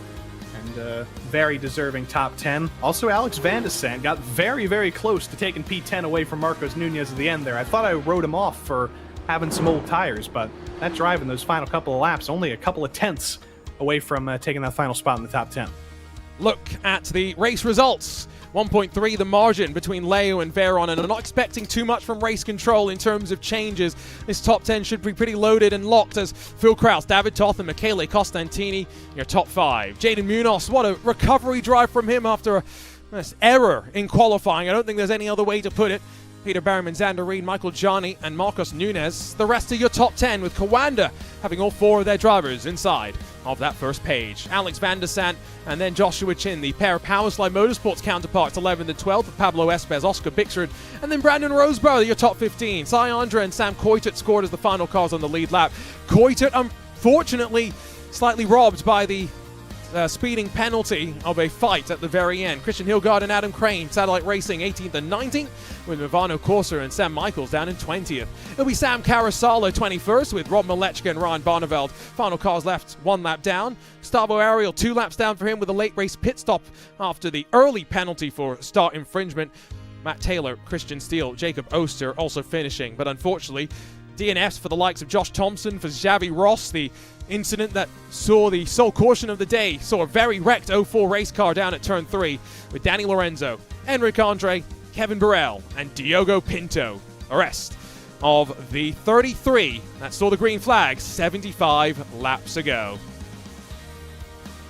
Wow, oh wow. We'll take a breath and now we'll look forward to having a chat with some of our drivers. It will be, hopefully, Eduardo Leo that comes and has a chat with us sooner rather than later. Elliot Veyron, Phil Kraus as well. But Joey, some thoughts from you as we get ready to have a chat with these drivers. I mean, what a perfect way to open the season. This track, one of the most underrated in terms of racing, I think, in at least North America or even in the world. It's built for fantastic racing. It always delivers. And when you put a field of 33 of the finest drivers in an IndyCar or in any car on this racing facility, you're going to have a pretty great race. And we absolutely did. Even before that caution came out. Totally green flag racing. About 3 different strategies. It all delivered. It was fantastic. Exciting all the way through. And I wish I wasn't getting ripped away by real IndyCar for the next 4 weeks. I want to be here for Barber. Oh, Barber, you just reminded me of what's coming up next. Let's go, though, and see if we can have a chat with our 3rd place finisher, Phil Kraus, who's standing by. Phil, opening round now in the books. 3rd place on the board. How are you feeling? Pretty good day, I've got to feel, in that private label team hype with Powerslide Motorsports car. Yeah, Arjuna, it was a pretty good day. Like there might have been room for a little bit more because definitely had the best strategy of the guys who had that one less stop there. But yeah, I can't be upset with third. Leo Edo, he was just absolutely rapid today. Same with Elliott. I think that's the best I could have got no matter what. On that last run, those last few laps, I thought David might get me, but I was lucky his reds kind of fell off a cliff, and we were able to hang on to third place. Talk to us about the race as a whole, though. Just the one caution. I'm sure from your perspective, pretty tough to keep focus across the full 75 laps. Was it what you expected to be out there fighting with, top-level IndyCar drivers as you'll be doing for the rest of this summer? Yeah, it was definitely difficult to stay focused, Arjuna. The start, I'm sure was very hectic. I know a lot of guys got penalties for that, and I looked behind me before I went, and we were like 4 or 5 wide because people were checking up. I think everyone was trying to predict the start from Edo, and it caused a bit of chaos. But only one safety car. I honestly thought it'd be more. I was thinking before the race we'd probably have 2, 3. So yeah, really good job by everyone to keep it real clean, and looking forward to running with these guys for another 5 races, and obviously in the Pro Series later next month.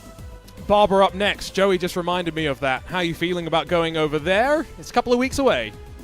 I mean, we're going to be going to the Adam Blocker coaching school because I'm not very good at Barber. He absolutely kicks my teeth on every time I go there. So hopefully I can take some tips from him and get a little bit better there. But off of this result, honestly, looking forward to it.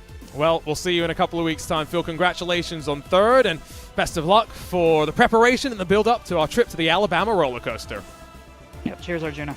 So a quick chat with Phil Kraus, and now a chat with our winner. The winner of the opening round of the VCO IndyCar Challenge, powered by Open Wheels. Eduardo Leo joins us now. Eduardo, congratulations. We saw the reaction, the emotion. We know what this means to you to grab the victory. How excited are you to come out on top in this first round of the season? Oh, we don't have a... we can't hear you, Eduardo. What we'll do is we're going to send Eduardo to go off and try and get his audio sorted. In the meantime, let's go and catch up with Elliott Veyron, who's standing by with Joey Tebben. Indeed he is. Elliott, P2 at the end of the first round of the season. It was close at the end there. Battle with you and Edo. What more did you need in that final stint to hold him back, potentially? Hey guys. Yeah, was a good race. Unfortunately, I didn't save enough tires to go and attack Eduardo at the end, but yeah, apart from that, it was a really good race. It was a good race indeed. It seemed like, in terms of every driver across Coanda, you guys had pretty similar strategies. Was that a plan at the start of the race that you were all going to be synced up on strategy, or did you have possibilities of splitting it up? Yeah, first of all, I want to thank everybody at Coanda for all the hard work they put this week and last week. And yeah, at first we planned to do the same strategy, and then when the safety car came out, we didn't really know, but yeah, we stay on the same strategy, and maybe it wasn't the right call, but I don't know. Well, for today, congrats on the P2. We love seeing the purple and orange fighting up there, and we'll see you in a couple of weeks at Barber. Thanks. See you guys. Elliott Veyron coming home in P2, Arjuna, just short, but now we see, has Eduardo Leo been able to figure out the mic issues? I hope so. I think he has. Good evening, Eduardo. everyone. There he is. We got a copy loud and clear. Congratulations. We saw the emotion. We saw the reaction. Talk to us. How are you feeling as the first winner in the VCO IndyCar Challenge powered by Open Wheels? Amazing, absolutely amazing. I've had a really difficult week.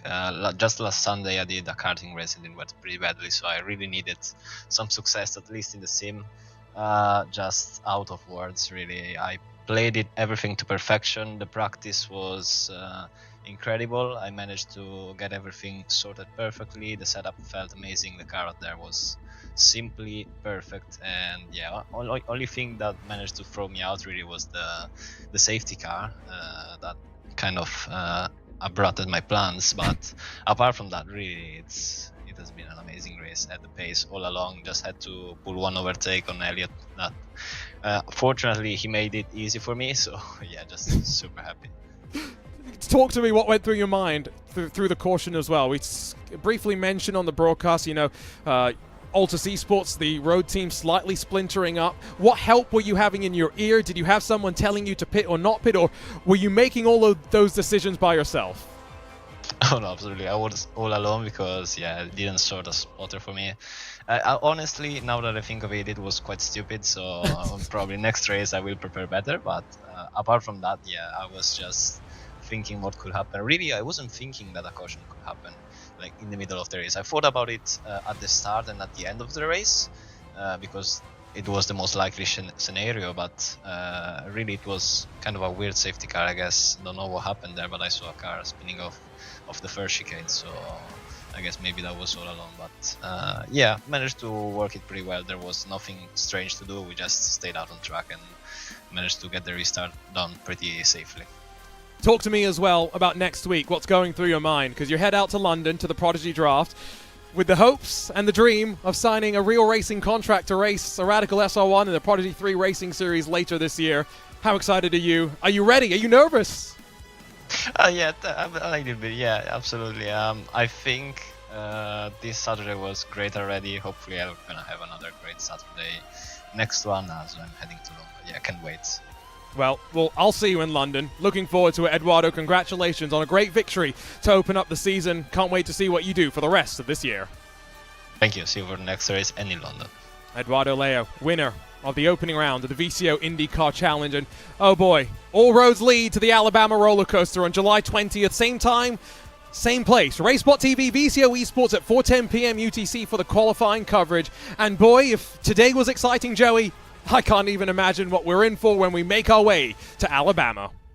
Yeah, the Indianapolis road course totally flat. It's like a billiard table. And then we go to Alabama where Mr. George Barber saw a bunch of hills. He saw some totally uneven terrain. He saw basically a swamp. And he said, you know what? Let's put a racetrack here. Let's put a couple of spiders. Let's put Georgina hanging from the bridge. And let's make something absolutely crazy. Everybody loves Barber. I love Barber. I'm very excited. I'll be watching on this weekend, and I hope, Arjuna, that in the time between now and 3 weeks from now, we can put in a virtual Georgina, and we can make sure she's duct taped to the bridge so she doesn't fall off.